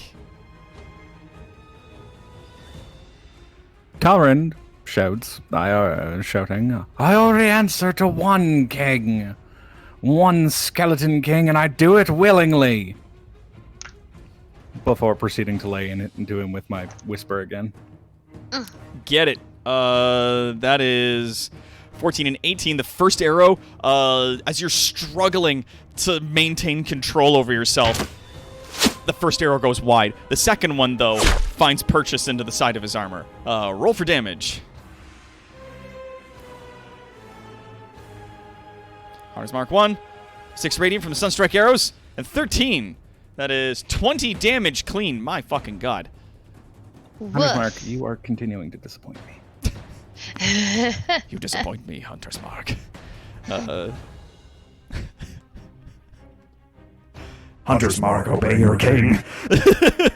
The arrow once again, as it like just rockets into the chest of this guy, just exploding in radiant damage. The skeleton king sort of like stumbles backwards away from you another 5 feet. Ah! He's not having a good day, is he? No, it's a bad day. No. Sneck, you're up. Okay. Important question.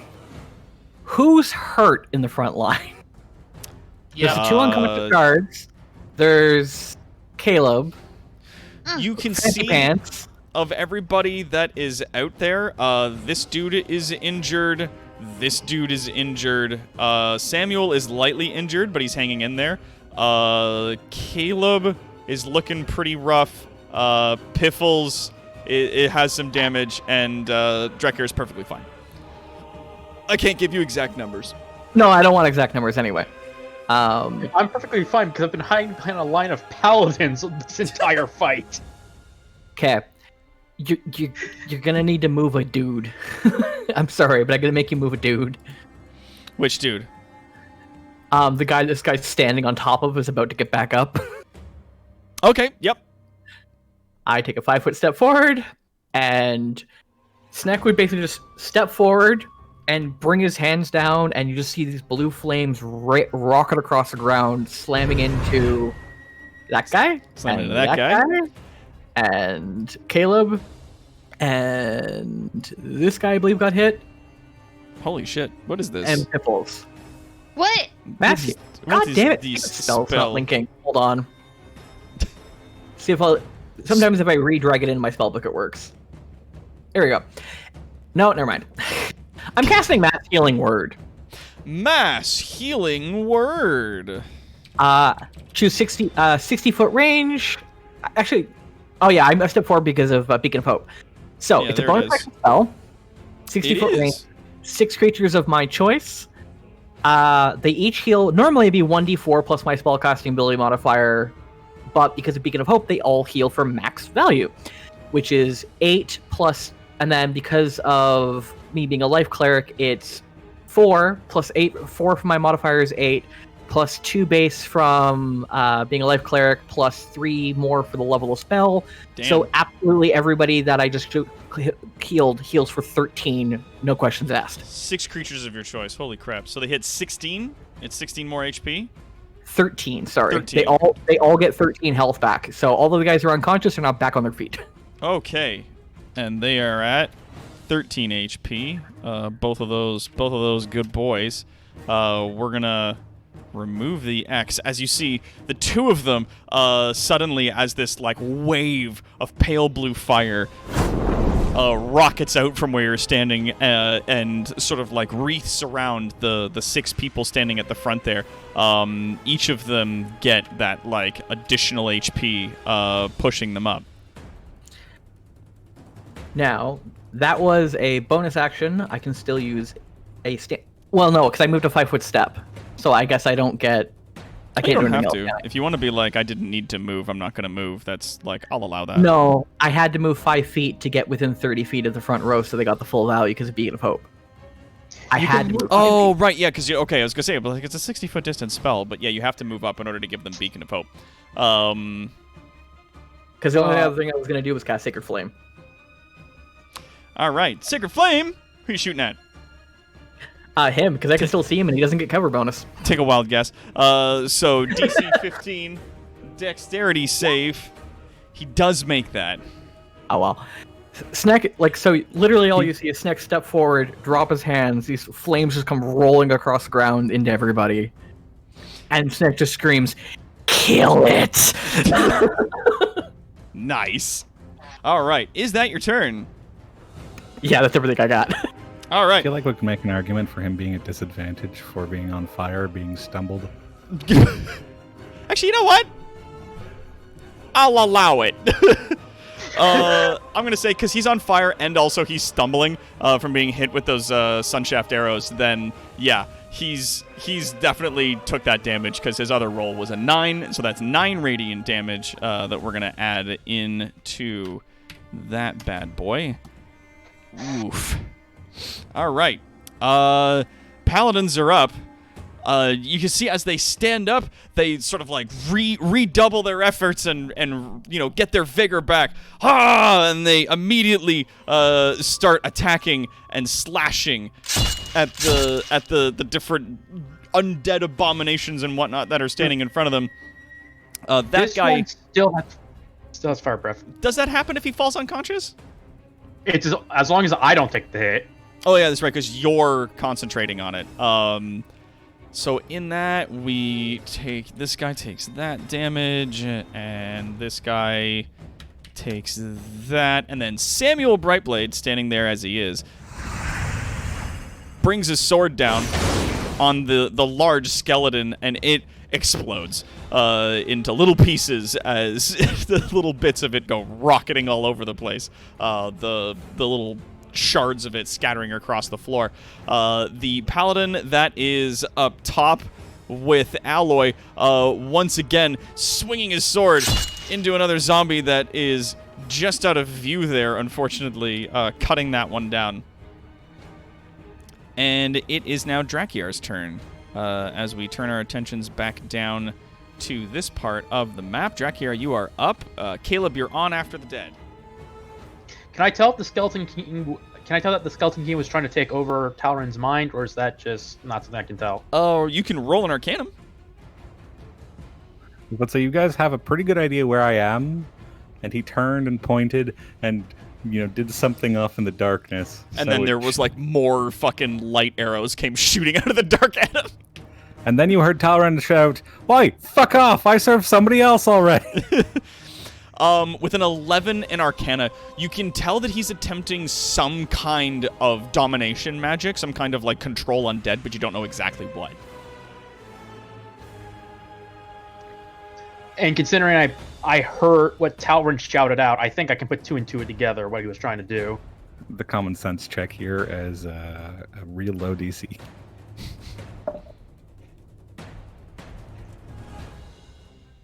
I'm gonna move over here. Oh.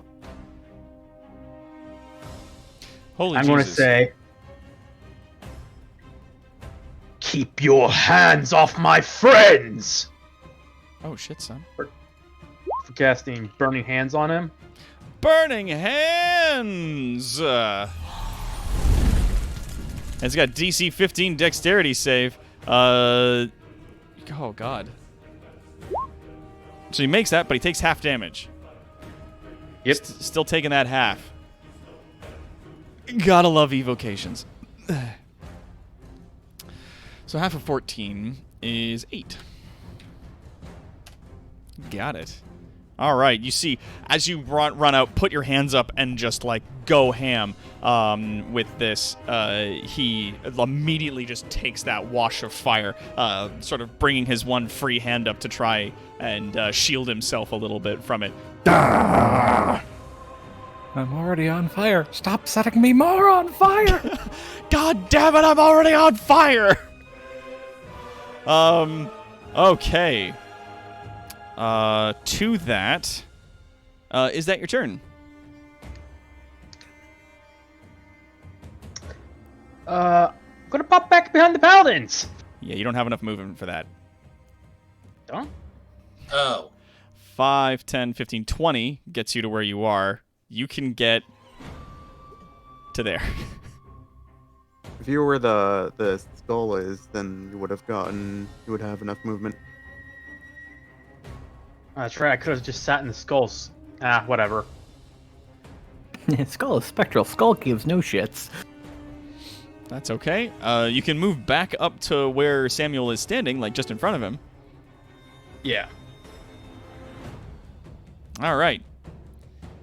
It is now their turn. This guy, seeing you run out of position, immediately attempts to capitalize on that. And he comes over to bonk you.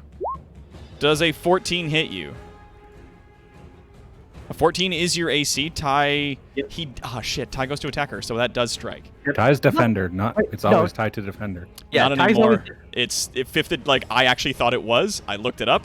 Me and Spooty Boots went over this. They're like now going forward. Like all, like an attack is basically a skill check, and if you meet the number of the DC, if you meet or exceed that number, then you succeed.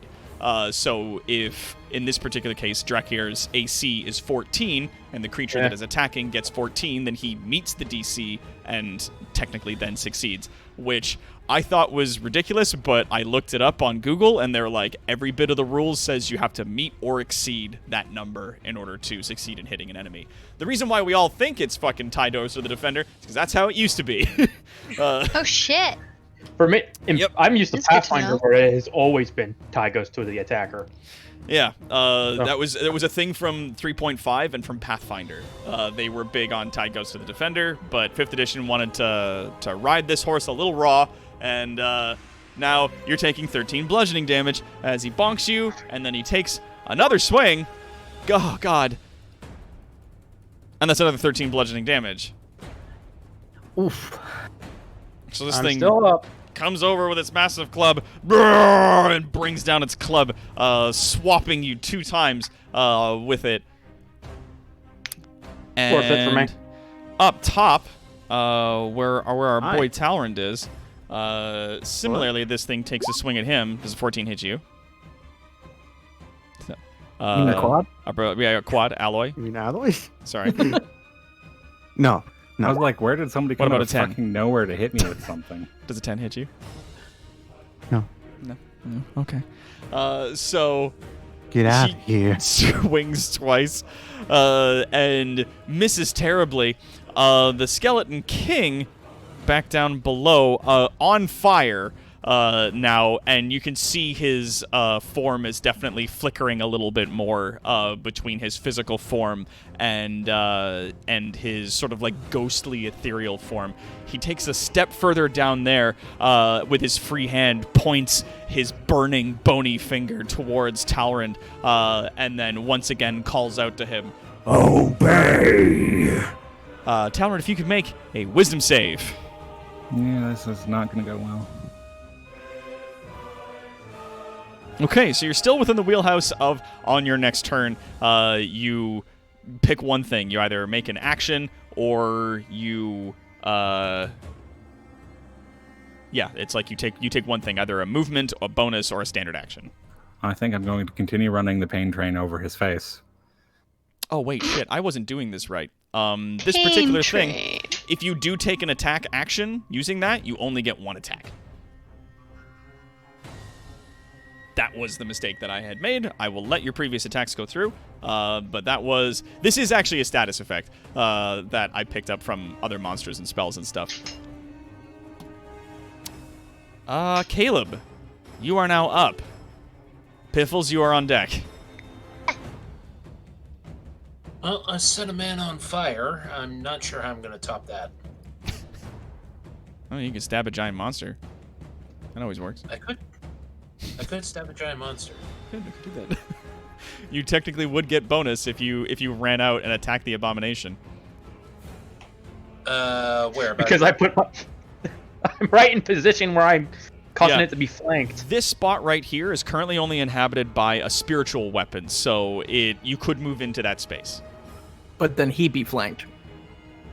Um, But if he moves to there, he's not flanked and still gets a stabby stab. yes, but he does occur an attack of opportunity from the king if he does that. If he takes a bonus action to disengage. Oh, that's true. He could literally disengage to get there and then stab the thing. He could. what the hell? Oh, Actually, hold on. That He is could one of the disengage most there, useful- stab it, and use the rest of his movement to go back to where he was. Son of a bitch, he could. Son of a bitch. God fucking damn it. All right, no, roll to hit him. See if you get him. You're welcome, Where's Caleb. master positioning? God fucking, God, you bam. it hits. Oh, gosh.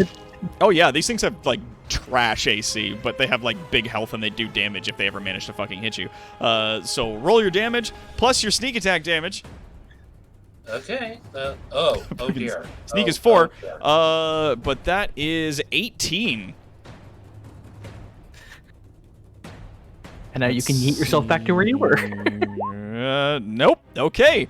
The massive abomination that is standing there also lets out a as you slash into it. Some of the like meat and stitching comes undone. You find as you ran behind it really quickly, there was like a spot of stitching that you identified as like a weak point. You slash it, and the stitches come undone, and the massive creature tumbles over to the ground and is now dead. Bleh. You are now swimming in rotting entrails. And now you can go back to where you were before, so you're safe. Balthus in the chat. Hashtag you son of a bitch, I'm in. Shit. And screw you, Thickums McLeod huge. All right. Big McLarge huge. Big thickums McLarge huge. All right. Gross. All I right. actually found the line in the book determining that yes, it's attack go to the or ties go to the attacker. Yeah, I also Shit. got frustrated about that when I was playing a game with Spoots. Because I was like, what do you mean? The tie goes to the defender. And they were like, nope. No, it doesn't. Look it up. And I was like, fuck this. And I looked it up and I was like, fuck. Like, so, God damn it. damn it.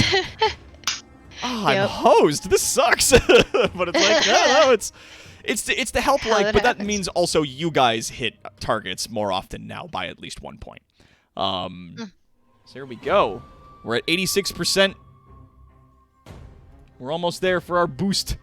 All right. Piffles, you are up. Alloy, you are on deck.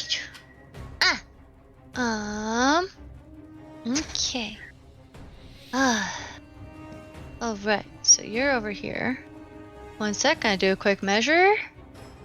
The false king was not prepared for the B team. No, he was not. Okay, you're up there. You're here. He Okay, chose so the bees.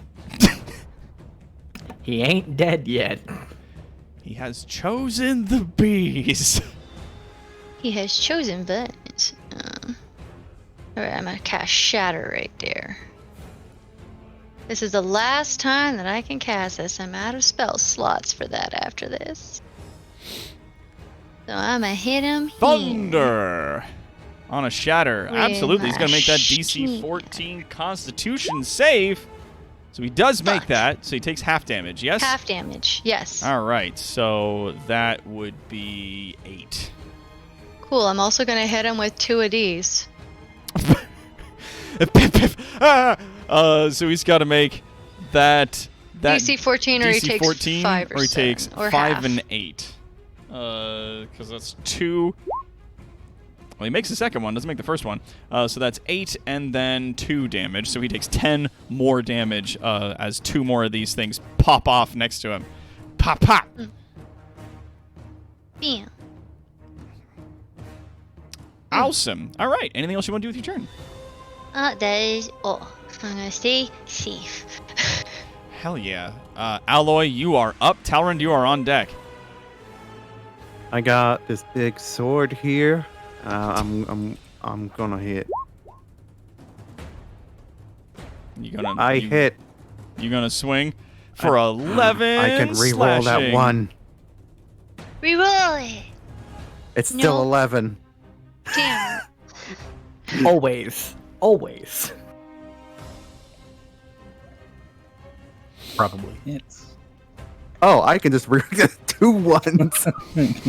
Thank you. Two-handed weapon fighting. All That's right. a little better. How much damage are you doing on that first attack in total? So it was 11 for the first attack and 10 for the second one. 11 for the first attack and 10 for the second. All right, let's have Yeah. let's have a little look here.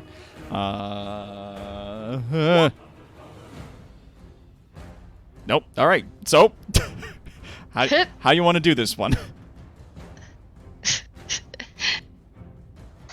Oh, man. You want me to narrate it? Sure, you're Okay. probably better at it than I am. That's okay. If you had anything in like special in store, I'd be like, yeah, get it. But yeah, you fucking bring this sword down hard down the center of its torso, and it splits a bunch of its binding, and a whole bunch of like the meat and organs and crap tumble out, and it just teeters over to one side, landing hard on the ground. Leaving then behind its big, gross, awful, gross body. That's grosser than it sounds, honestly. So much gross. Now, for your second attack, a 15 would hit if you wanted to say hit this zombie that's over here. Why not? And it's 16 damage in total? No. Just 10. Just 10? All right. Nope. Wow. So he's dead. Yeah, that thing We're just dead. blah, as you just don't even break stride, just keep going, swinging hard. All right. And is that your turn? Yeah. Okay. It is now Talron's turn. Sneck, you are on deck.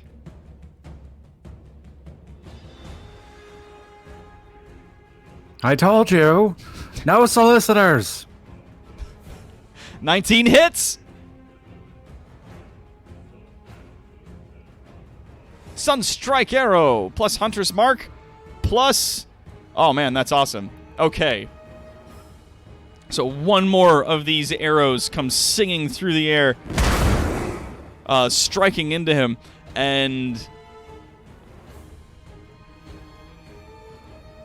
How do you want to do it?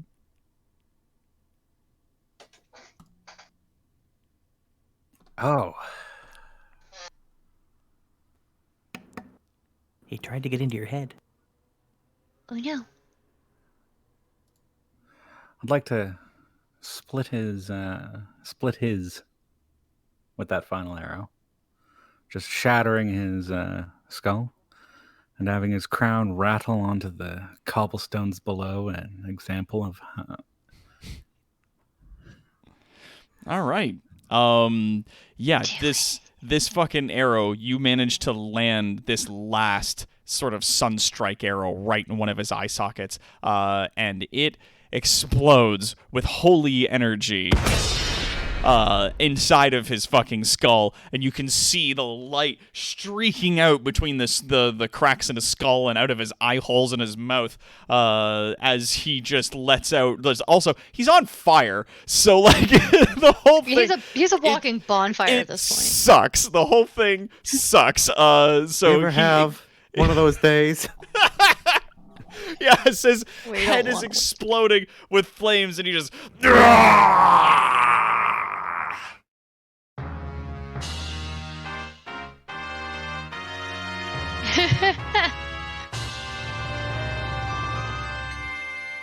Well, But That's all how is you not want help. over. As just the body crumbles down onto the ground, you see rising up out of the ashes a sort of spectral form, a shimmer of the Skeleton King as he rises up and begins to sort of drift back towards the sort of to the south and west of your guys' position. You haven't seen the last of me. Your treachery will be punished. You haven't seen the last of me. Nuh-uh. Doc, can I do one thing as he's leaving? What do you want? He's all like ethereal and ghosty, right? Sure, go for it. Can like my skull just like bite his arm and get like pulled away with him? Nice. Your ethereal skull's like "Nyang, nyang, nyang, nyang," like at him, but it just passes through him. Aw. Dang. Now, of all the things that crumbled and fell to the ground, one thing of all of his belongings remains solid. Is it a giant dire maul that we should hand off to a giant, iron lunatic who can now smash things with all the better force? It's a big fucking iron maul.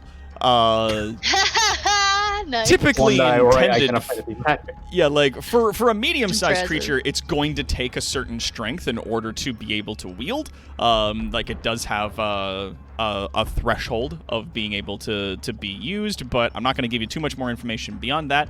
That it does take quite a hefty amount of muscle in order to lift and use with proficiency. Otherwise, you use it with disadvantage. Does the last one up by Alloy fall dead, or is it still alive? Oh yeah, all of the Yeah, there's still all that of one the dude. other zombies that are up there, like all the rest of the undead that are present, dissolve and Gross. begin crumbling down for at least the moment. In that moment, you see a lot of the paladins and the others that are in the nearby area breathe a sigh of relief as their foe is vanquished, at least for today. Nice. I go collect the one Sunstrike arrow that I missed with.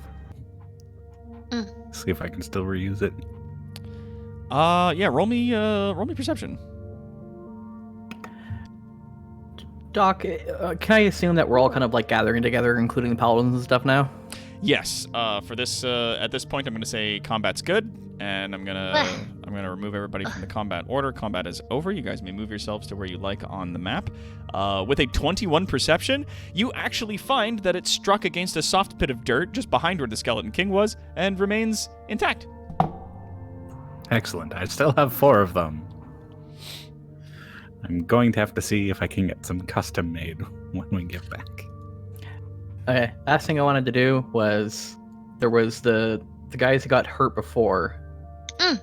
Basically, the 6 people who look like they're the most beat up. And I cast Prayer that, of healing. except because I still have Beacon of Hope up. Oh yeah, that's 8 and 8, so that's 16. 14 plus 4 I'm is pretty sure by this 20. point this guy can't breathe fire anymore. Yeah. No, he's pretty much good. So I'll take the dot off of him. But yeah, I know casting 23. casting that spell, this big wave of that pale blue energy washes over them, and all of their wounds heal. Samuel approaches you while the remainder of the initiates sort of like go over whatever it is that's there, like kind of sweeping some of the guts and debris and stuff off of the pathways into the side spaces like over there. That's it. Fertilize the lawn, boys. And Samuel makes his way over to where you guys are standing, and he sort of sheathes his large sword on his back and gives a slow nod as he looks between each of you. Well met. Sorry I ignored you. You looked like they needed a little bit of help. Well, as one of my initiates mentioned earlier, I am not your supervisor. Just laugh. Just laugh. No. Oh yeah, I point out to Quad the massive club that the guy dropped. Oh, alloy. Is there anything of the king left at all? Like the false king? Of all, like, what seemed to have happened is all of his armor and the bones, the second that he lost his form, just sort of, like, turned to ash and dust, and, like, hyper-aged, super quickly, so just, like, it dissolved into nothing, but the massive two-handed spiked maul, did survive, so it's now, like, basically where it landed, head first into the ground, there's a massive, like, thing sort of sitting there in the dirt outside. Are you is it looking bone for anything dust? in We could particular? get that for shaman. I'm mostly looking that if there was any like dead corpses or including anything residual of him to just walk around in sacred flame it all into ash. Yeah, there is like a pile of bone dust and other stuff that he's made of there. Do you incinerate it? Yes. Finish whoosh. I was going to say to Sneck, it would be even more embarrassing to have him turn into magical components for whatever shaman needs. Shaman doesn't need bone dust. It's already crossed off from the line. Oh, it is. Yeah, You you can always bring him more. left of this foolhardy abomination. Good call. It's like, we could still give him more. Like, I'm sure he needs more bone dust. It's like, wow. It's weird that you would mention that because there's nothing left of him. I don't know why we're still talking about this. Yeah, Snack has just made him like a scorch mark on the ground. It's like, Yeah. It's funny you should say that. There's nothing left. Can I collect No. bone dust from the? Can we collect bone dust from the skeleton he made out of the abomination? Assuming that Sneck does not immediately incinerate that as well, then you could attempt. Does Sneck also destroy that? Well, I went to the king first, so if he went straight to the guy, he would have gotten the bone dust he wanted, because Oh, I yeah. went straight to the false king, and that was my, like, just the, I'm going to burn this until I'm not sure if the pavement will survive if I don't stop. And That's then I'll good. go on to the next one. That's fair. Where you are, Dracula, by the time you get over to where the large skeleton sort of like crumbled down into the ground, you definitely have the opportunity to gather like a good maybe 5 pounds worth of just bone dust. I mean, you can't get all of it because it did explode from a shatter spell, so it just kind of went everywhere. But sorry. but you do find like a lot. Like there's piles of dust here and there. There's large chunks of it in certain areas that when you pick it up and put it in the bag, it kind of like crumbles into bone dust as you move it. Okay, I'm going to gather it up in just whatever containers I can get it into, and then move it into the chest of holding. All right. So, Samuel, what's your plan from now on? I suspect, well, we might get a reprieve as the chief clown himself has been kicked back. But I feel like the undead aren't going to stop. I'm going to say roll for me a insight check. Oh, fuck.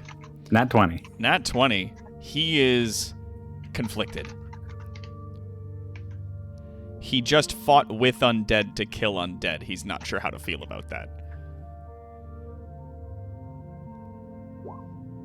Remember needing a banishment spell or some kind so he can poof this jerk for good next time. Get out of my church! I mean, he knew about me beforehand, so it's not like he's surprised. No, but it's still, he kind of like doesn't have the he didn't really have the opportunity to contemplate what was going on previously, as the situation you guys were in was like immediate and dire. So now you guys are here, and he's not sure how to feel about the fact that, you know, not a part of his immediate convictions, but a big part of their world is, you know, like keeping people at a distance, like keeping the undead dealt with and fighting out goblins and kobolds and dragon folk and, you know, killing monsters. Like, that's a big part of being a paladin, is killing monsters and protecting the empire. Which he just defended the empire from a big wave of nasty undead, but he did it with his enemy. So he's still kind of at a loss for that. His black and white world got a lot more gray all of a sudden. Yeah, everything got fucking gray. Wicked fast. So you see, he slowly kind of looks to you, Talrand, and gives you a stern nod, and then draws his two-handed sword, points it towards the ground, and then with a single motion, drives it into the dirt. About a foot, maybe foot and a half up the blade. It's a large two-handed blade. After doing so, he then gives each of you a pointed look and says to the group, "This did not happen." And then he turns to the rest of his initiates and says, "We are leaving." And they leave. Before he walks too far away,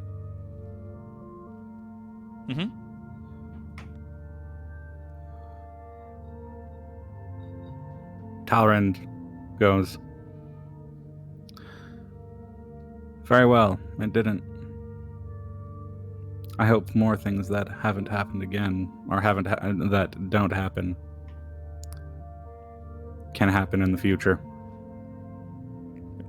As he's leaving with his men, he stops when you say that, turns to you, and gives you a nod. Doesn't say anything, he just nods in agreement to you silently. And then he leaves. With a 22 in insight letting you carry that, congratulations, Talrand just watched a paladin fall. I was gonna say, that's exactly what that looked like. Yeah, he is now an Woof. Oathbreaker.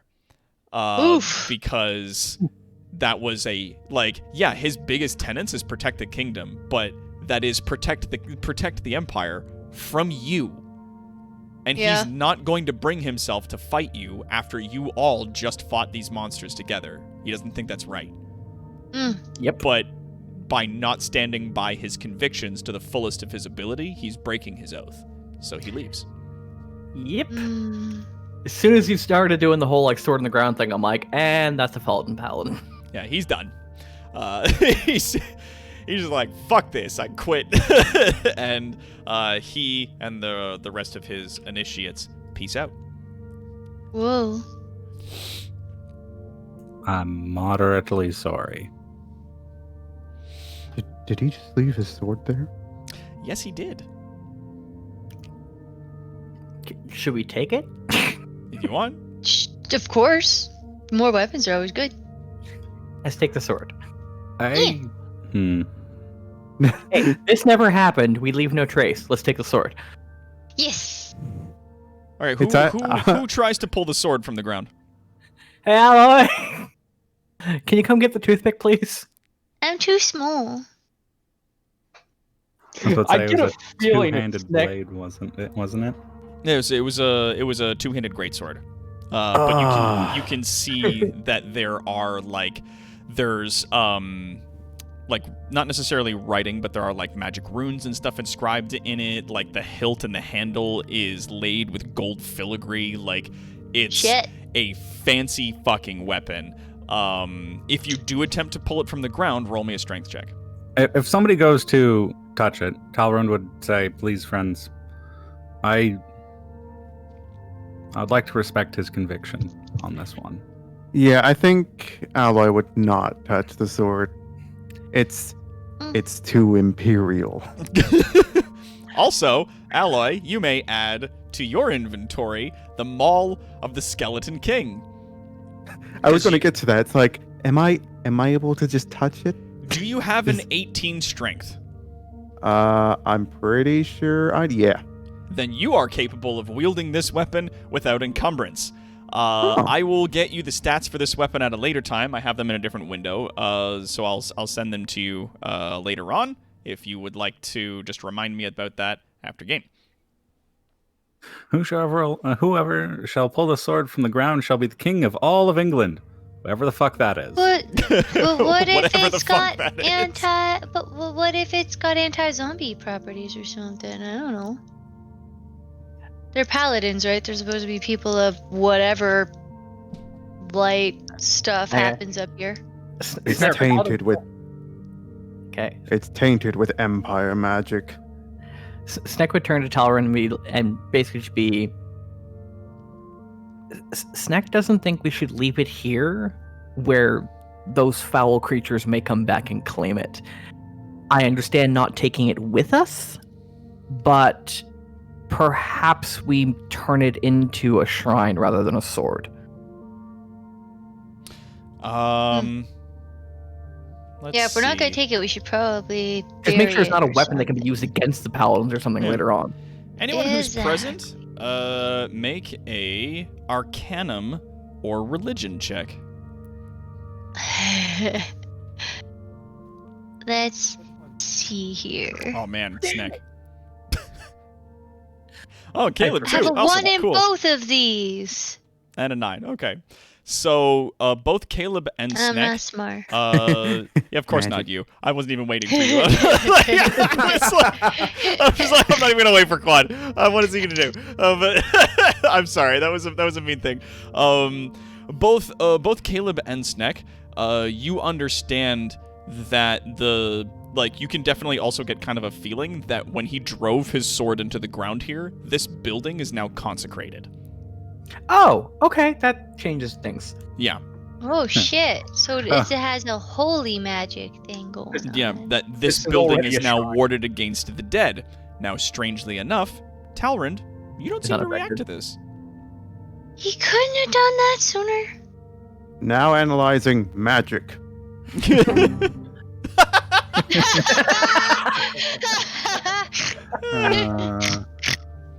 Yes.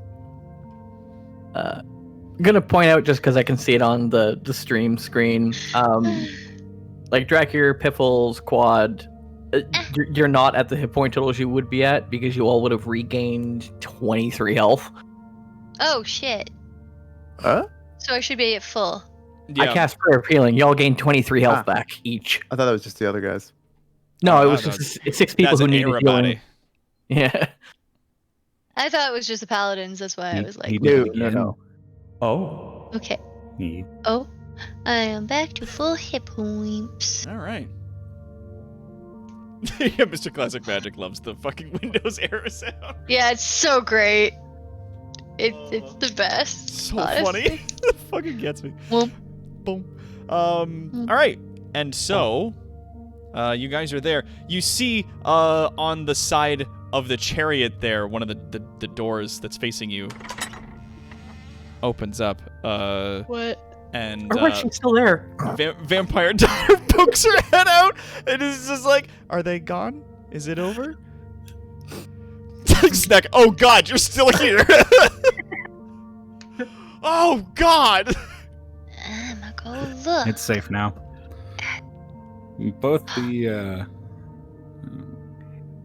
Abomination Undead and the Paladins have departed. She Are you lets not out a sigh affected of by relief. the apparent consecration either? Consecration? She looks confused. From what you can see, she doesn't appear to even notice that it's there. Weird. Interesting. Now, we should perhaps try to get out of town. Should we look around and see if there's anything to loot first? We should sleep. The only reason why I say get out of town is I don't know if peasants will be back. All the undead were just here.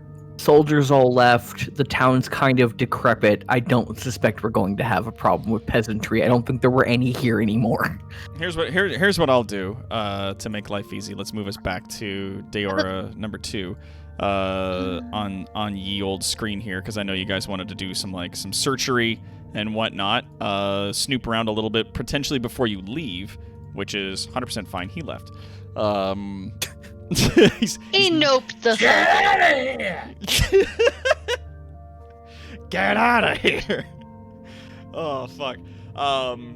But yeah, you guys still find yourselves in the town. If you want to do like a perception or an investigation roll, I can give that to you, and you guys can sort of snoop around to see if there's anything worth taking here. If you want to try to find a place to rest here, you can. Or if you would like to ride out of town and find a place to rest there instead, that is also an option.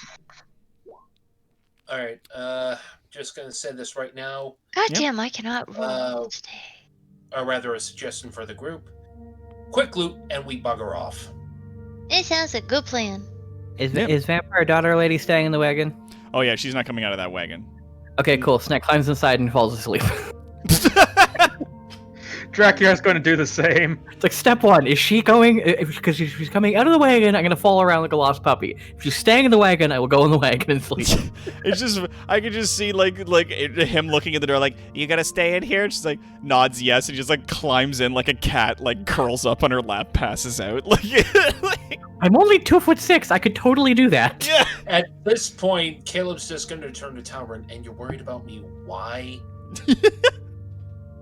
Because you brought it up. Because he asked Snack to take care of I her, which brought is it why up. he's acting like this. No, never mind. It's also the difference of Talron knows Talron asked Snack to watch over her, and that's exactly what he's done every second since. I give up talking today. Aw. Aw. Sorry, buddy. So who's searching? I attempt, and I am not a lucky person. Yeah, you got a 9. Yeah. Quad. Yeah, Alloy stays by the cart to clean his equipment.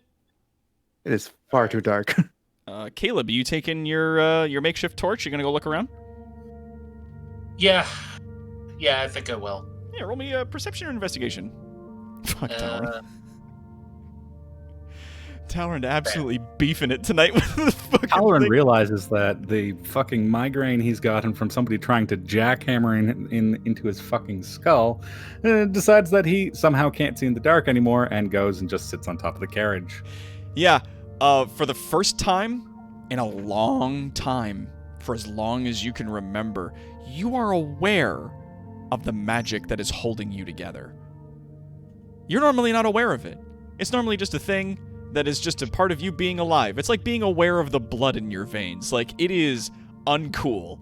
for the time, and it is very distracting. And as you said, like realizing that your dark vision's not working as hot, you decide to go and sit on the thing. Piffles, sniffing around, looking for different stuff to nab. You do find a small chest that has in it, I'm gonna say 20 silver pieces, 10 gold, and an old package of gum.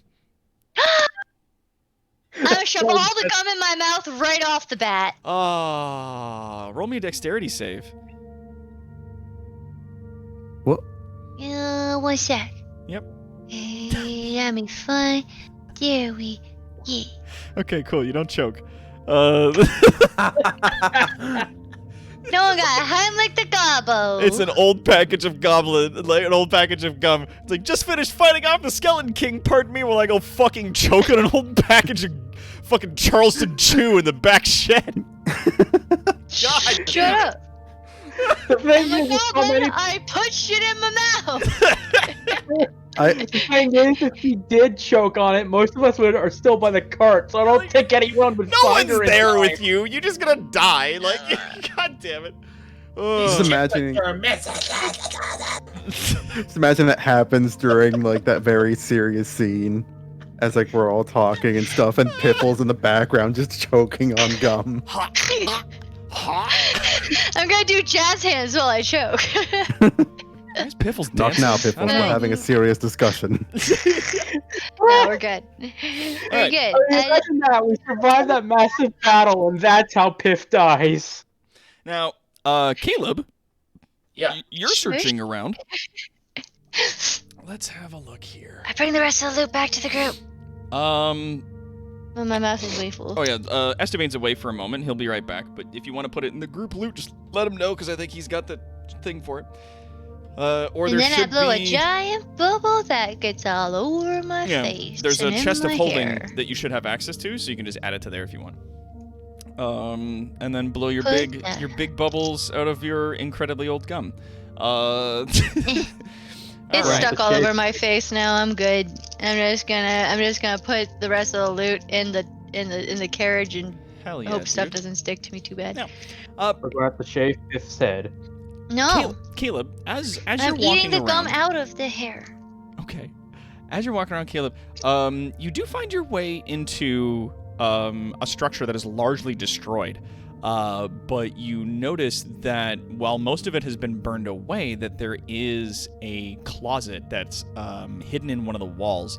Not necessarily like hidden per se, but it's got a stone covering to it, and it's easy enough to open. The hinges made from iron and the covering made from stone managed to survive the fire. And opening it up, you see a small sort of wooden box that has 10 pieces of platinum in it, as well as another 20 pieces of gold. As well, in there, you find a large jug that has a lot of corks stuck into a lot of spouts. Oh! I forget what this is, but I think I know what it does. Yeah, if you want to roll... What the fuck roll would this be to identify it? History? History or Arcanum? You can roll one or the other. I have a 0 in both. Let's go with history. Yeah, history. Yeah, go for it. Yeah. You've heard of these. There's an alchemy jug. Ooh! Yeah. Oh, very nice. So an alchemy jug. Let me just run you through that one more time. Oh, for fuck's sakes. I can't spell jug, apparently. No, that's how you spell alchemy. What do you... God, you being a fucking dillhole. Whatever. The ceramic jug appears to be able to hold a gallon of liquid. Weighs about 12 pounds, whether it's full or empty. Sloshing sounds can be heard from within the jug when it's shaken, even if it appears to be empty.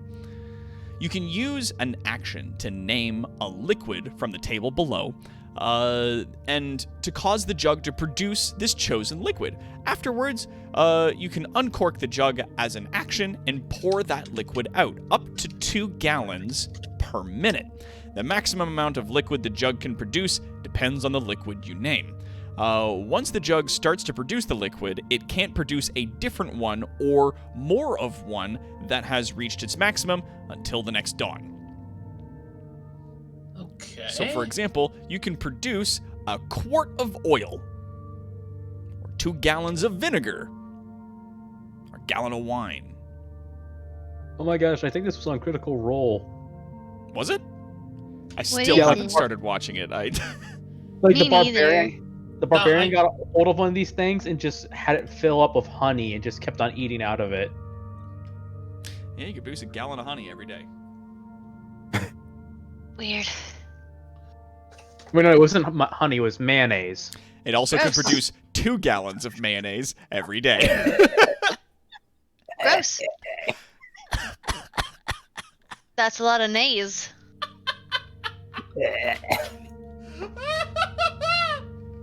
Blech. Well, congratulations, you got an alchemy jug. It's a magic item. It's Gross. it's uncommon. It's gross. But if you're clever, I'm sure you can find uses for it. Because I know just Gross reading it, uses. like producing basic poison or acid or oil or things like that can definitely be handy given the situation. guys. Put fuel for the bad pipes in there. Oh no! I never run out of fuel. I explode all the things. Doesn't it have to be on the table? Let's see here. Acid, basic poison, beer, honey, mayonnaise, oil, vinegar, water, fresh water, salt, and wine. And accelerant. Nope, no accelerant. It's not Well, on the alcohol isn't list. accelerant. Well, I mean, if you wanted Wine. to put wine into your thing, you can try it. It's not gonna work very Is good, wine is it? flammable? Yes. Very. I have set it on fire many times by accident. We could always take this thing to Why? see if we can Because I'm clumsy. we could always bring this to Okay. Paul, see if he can modify it to Let's create- just say that I don't have baths with candles and wine anymore. Okay. oh. Yeah, I can see that my happening. hair dripped into the wine and then the wine caught fire on my hair on the candle. I'm good though. Good thing you were already in the bath. Exactly. Oh. It just smelled real bad. Yeah, you can add But it wine to your is inventory. very flammable. An alchemy jug. Now this thing isn't what one would call small. It's a No. it's a gallon large jug. So, but you have it. Congratulations. Don't cause too Jug much. of stuff. Jug of stuff. It shouldn't be able to randomly generate mayonnaise though because eggs are a part of mayonnaise. Nope, it does. It's a magic item. It makes mayo.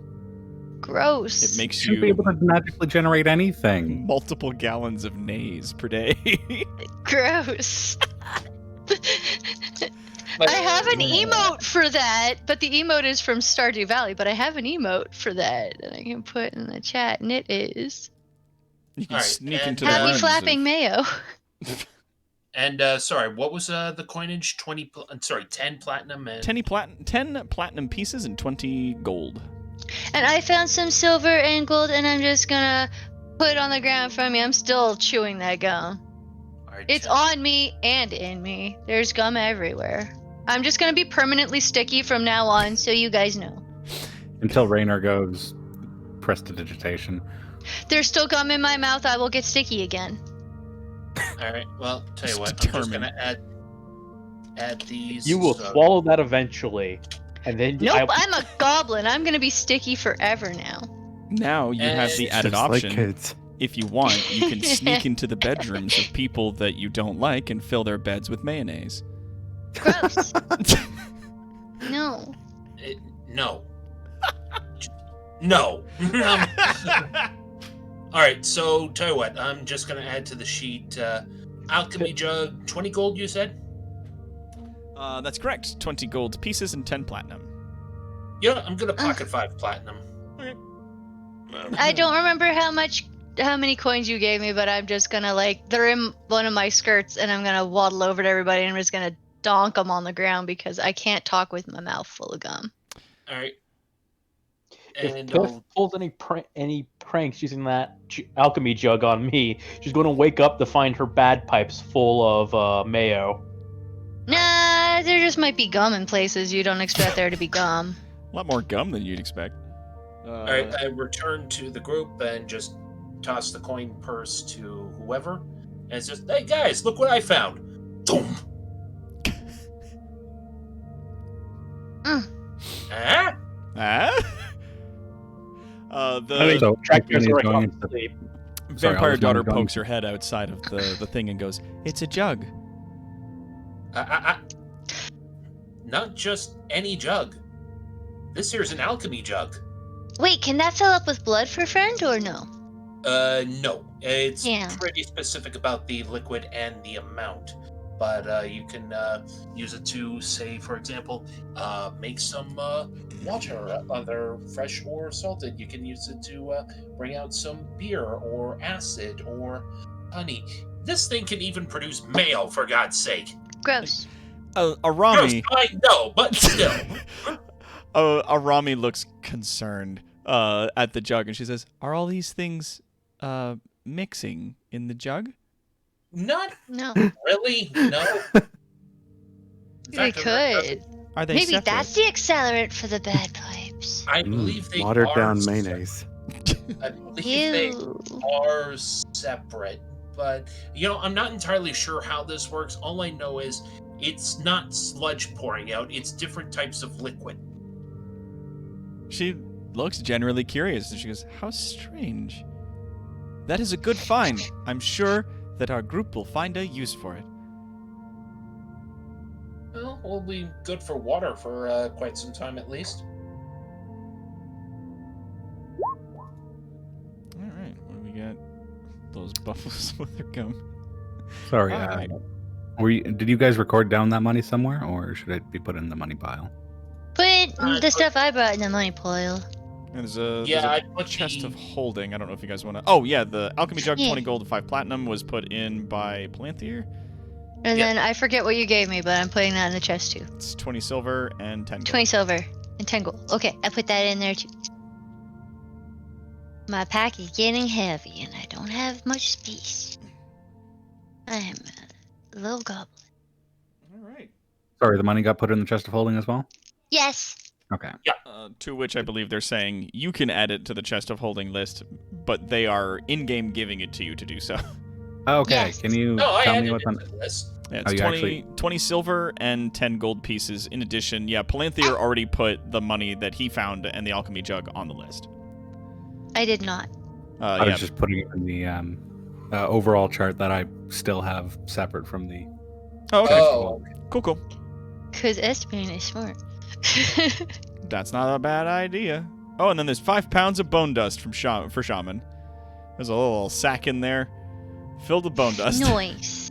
How much money did Piffles find? 20 10 silver, silver. and 10 gold.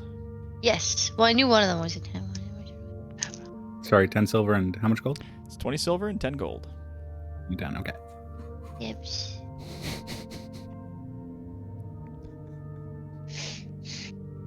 All right. All right, so then, what are you guys doing now that you've searched around a little bit? I highly suggest we get the fuck out of here, because we don't know what else might come up. I mean, Drakiar and Sneck are already sleeping in the cart. Yeah, but we do have one person that doesn't require sleep, that requires sleep. Aloydia requires sleep. He requires 4 hours of sleep. Shit. Arami kind of gives you guys a nod and says, "I think we should leave. At the very least, we can find a dark place to rest, just outside of town, just north of here." And That then sounds she like a good idea. gestures to the sleeping kobold on her lap and says, "I cannot move. I do not wish to wake him." Wait, what do you mean you can't move and just go over to... Oh! If I move, I will wake him. I do not wish to do so. It's like when your cat falls asleep in your lap and you're like, "Well, I guess I live here now." Yep, I am gonna move into the I- carriage as well.